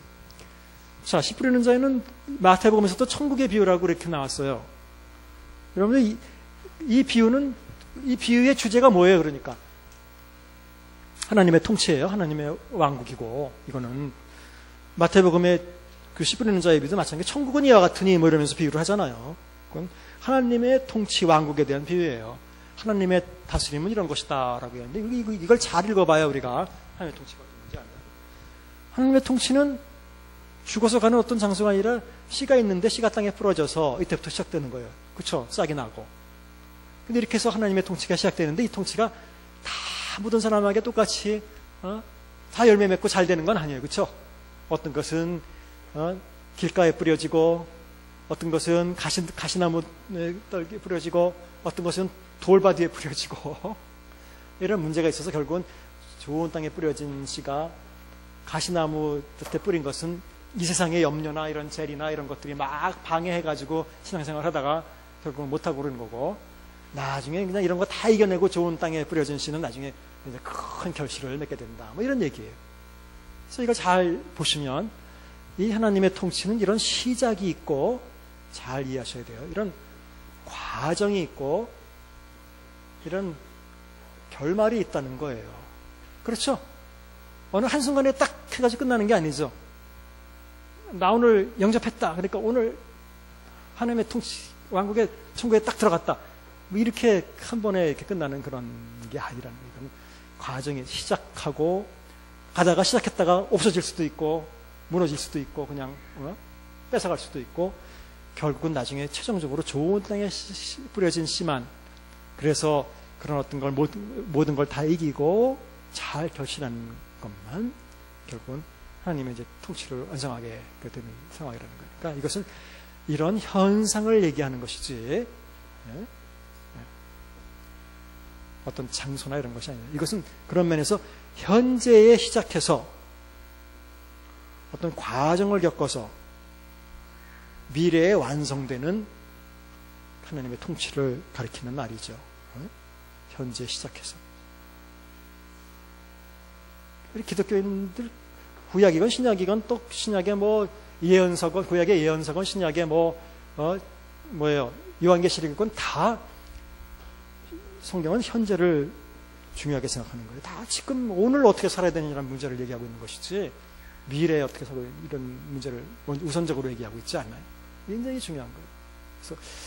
그래서 기독교인들이 오늘을 어떻게 사느냐라는 문제에 더 초점을 잘 맞춰야 되는데 이게 기독교는 어떻게 사느냐, 어떻게 살아가느냐에 대한 방법을 가르쳐주는 신앙 방법이지 어떻게 죽느냐에 대해서 가르쳐주는 죽어서 어디 가느냐 뭐 이런 거에 대해서 우선적으로 가르쳐주는 그게 아니라고요. 그러니까 어떻게 사느냐, 우리 삶에서 기독교가 어떻게 진짜 어떤 의미를 가지고 있느냐, 진짜 하나님의 통치가 우리 삶에서 나타나느냐 이런 게 더 중요한 문제라고요. 삶에서 끝까지 하나님의 통치가 나타나면 죽어서도 가는 거고 그렇죠? 여기서 없으면 죽어서도 없는 거고 그런 거예요. 근데 여기서는 생각을 안 하고 죽으면 가느냐 안 가느냐만 이것만 생각하는 게 굉장히 잘못된 생각이죠. 성경하고 맞지 않죠. 그런 거는. 어쨌든 이 씨 뿌리는 자의 비유를 통해서 이렇게 하나님의 왕권통 하나님의 다스림이라는 것은 현재의 말씀이 뿌려짐으로 시작해서 잘 과정을 겪어서 미래의 열매를 맺는 그러한 결실이 있는 그런 과정이다. 이렇게 잘 이해하셔야 돼요.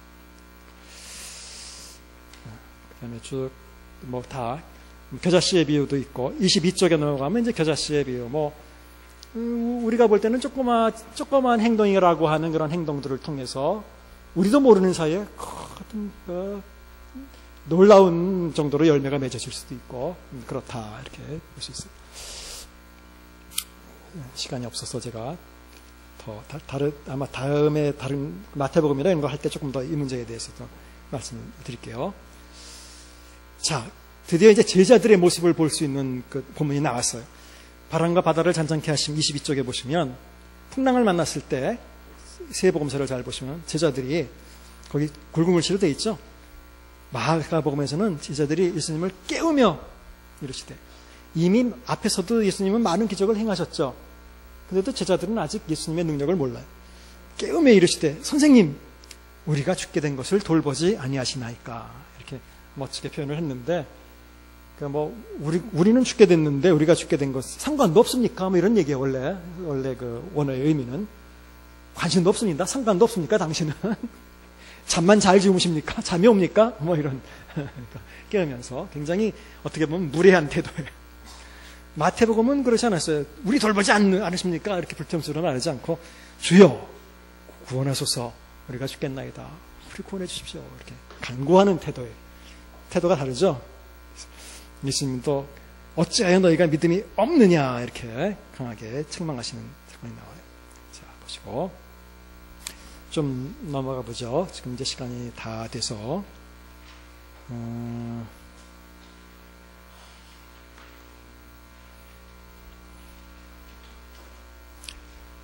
자, 그 32쪽에 보시면 예수님께서 5,000명을 먹이시고 또 4,000명을 먹이신 사건이 또 나와요. 4,000명을 먹이신 사건. 이것이 있고 난 다음에 33쪽에 보시면 마가복음 8장 14절부터 바리새인과 헤롯의 누룩을 주의라는 교훈 보시면 자, 제자들이 떡 가져오기를 잊었으며 배에 떡 한 개밖에 그들에게 없더라. 예수께서 경고하여 이르시되 삼가 바리새인의 누룩과 헤롯의 누룩을 주의하라. 제자들이 서로 수군거려 이르기를 우리에게 떡이 없습니다. 무슨 말인지 이해를 못하는 거죠. 예수께서 아시고 이르시되 너희가 어찌해 떡이 없음으로 수군거리느냐. 아직도 알지 못하며 깨닫지 못하느냐? 너희 마음이 둔하냐? 너희가 눈이 있어도 보지 못하며 귀가 있어도 듣지 못하느냐? 또 기억하지 못하느냐? 계속 다그치죠. 이건 굉장한 책망이고 굉장한 욕이에요. 야, 눈을 왜 달고 다니냐? 이런 얘기예요. 그래, 눈이 있어도 보죠. 귀는 이거 액세서리냐? 머리는 이게 뭐 도대체 말을 해도 알아듣지를 못하냐? 도대체. 이거 막 하는. 그 옆에 마태복음에 보시면 그런 얘기가 없어요. 그렇죠? 예, 마가복음의 제자들은 이렇게 된 게 아주 그냥 신랄하게 혹독하게 야단을 맞아요. 그리고 그 본문의 결론이 21절 이랬을 때 아직도 깨닫지 못하느냐? 그리고 끝났어요. 그래도 그렇게 얘기를 해도 몰라요. 그런데 그 옆에 마태복음의 본문을 보시면 12절 그제서야 제자들이 말씀하신 줄을 어떻게 했다고요? 이게 이렇게 달라요. 마태복음은 제자들이 처음엔 잘 몰라도 나중에 깨닫는 자로 등장을 하는데 마가복음은 아무리 가르쳐도 못 깨닫는 자들로 이렇게 등장을 해요. 이게 달라요. 자, 그럼 이제 할 수가 없네. 시간 때문에. 네. 자, 그냥 38쪽 하나만 더 보고 제자들에 대한 얘기인데 제가 아까 이미 큰 플러스를 말씀드렸죠. 고난 예고하기만 하면 제자들은 엉뚱한 짓을 한다고 그랬죠. 이 두 번째 고난 예고를 하니까 38쪽에 맨 위에 두 번째 고난 예고. 고난을 두 번씩이나 이번 두 번째. 32절에 보니까 그러나 제자들은 이 말씀을 어떻게 하지 못했다고요? 깨닫지 못하고 묻기도 두려워하더라. 거기서 끝난 게 아니에요. 그런데 33절 그 다음에 이어지는 사건을 보니까 가버나움에 이르러 집에 계실 때 제자들에게 물으시되 너희가 서로 토론한 것이 무엇이냐? 길에서 서로 토론한 것이 무엇이냐? 그들이 잠잠하니 이는 길에서 서로 누가 크냐고 질문하였습니다. 예수님은 여태까지 죽어야 된다는 얘기를 두 번이나 하셨는데 제자들은 그것도 길에 오면서 네가 더 크니 내가 더 크니 싸우고 있었다는 거예요. 영 다른 데 관심이 있고 누가 더 크냐? 예수님은 고난받고 죽어야 된다고 하는데. 그 다음에 세 번째 고난 예고를 한 다음에는 계속 말씀드린 대로 그 다음에는 야고보와 요한이 찾아와서 이제 우리 둘만 하나는 우편 하나는 좌편에 앉으십시오. 이렇게 이제 부탁했다는 얘기. 이런 식으로 마가복음은 제자들에 대해서 굉장히 부정적으로 깨닫지 못했다. 특히 고난과 관련돼서 예수님을 깨닫지 못했다는 거예요. 그런데 오히려 나중에 이방인 백부장은 예수님 돌아가시는 장면에서 그렇게 죽으심을 보고 죽는 거를 보고 하나님의 아들이었다고 고백하는 거예요. 이게 대조가 되는 거예요. 그래서 오히려 독자들에게 이렇게 예수님과 가까이 있으면서도 제자들처럼 가장 가까이 있으면서도 고난을 이해하지 못하고 누가 더 크냐 싸우기만 하고 오히려 영광을 추구하고 이런 것에 대해서 메시지를 주고 있는 것이 마가복음이라고 볼 수 있죠. 그리고 여러분은 교재에 그런 내용의 구절을 다 제가 적어놨으니까 이 4주 동안 쉬는 동안 앞으로 4주 동안 쉬는 동안 이게 오늘 하지 못한 그 구절들을 찾아서 한번 사복음 대조서를 찾아서 그 밑에 제가 설명을 해놨으니까 복음서 대조서에 한번 확인을 해보세요. 아 이렇게 해서 이런 내용의 이야기들이 자 시간이 됐기 때문에 제가 끝내도록 하겠습니다. 명절 잘 보내시고 4주 동안 잘 쉬시고 다음에 볼 때는 이제 마태복음으로 찾아뵙도록 하겠습니다. 네, 감사합니다.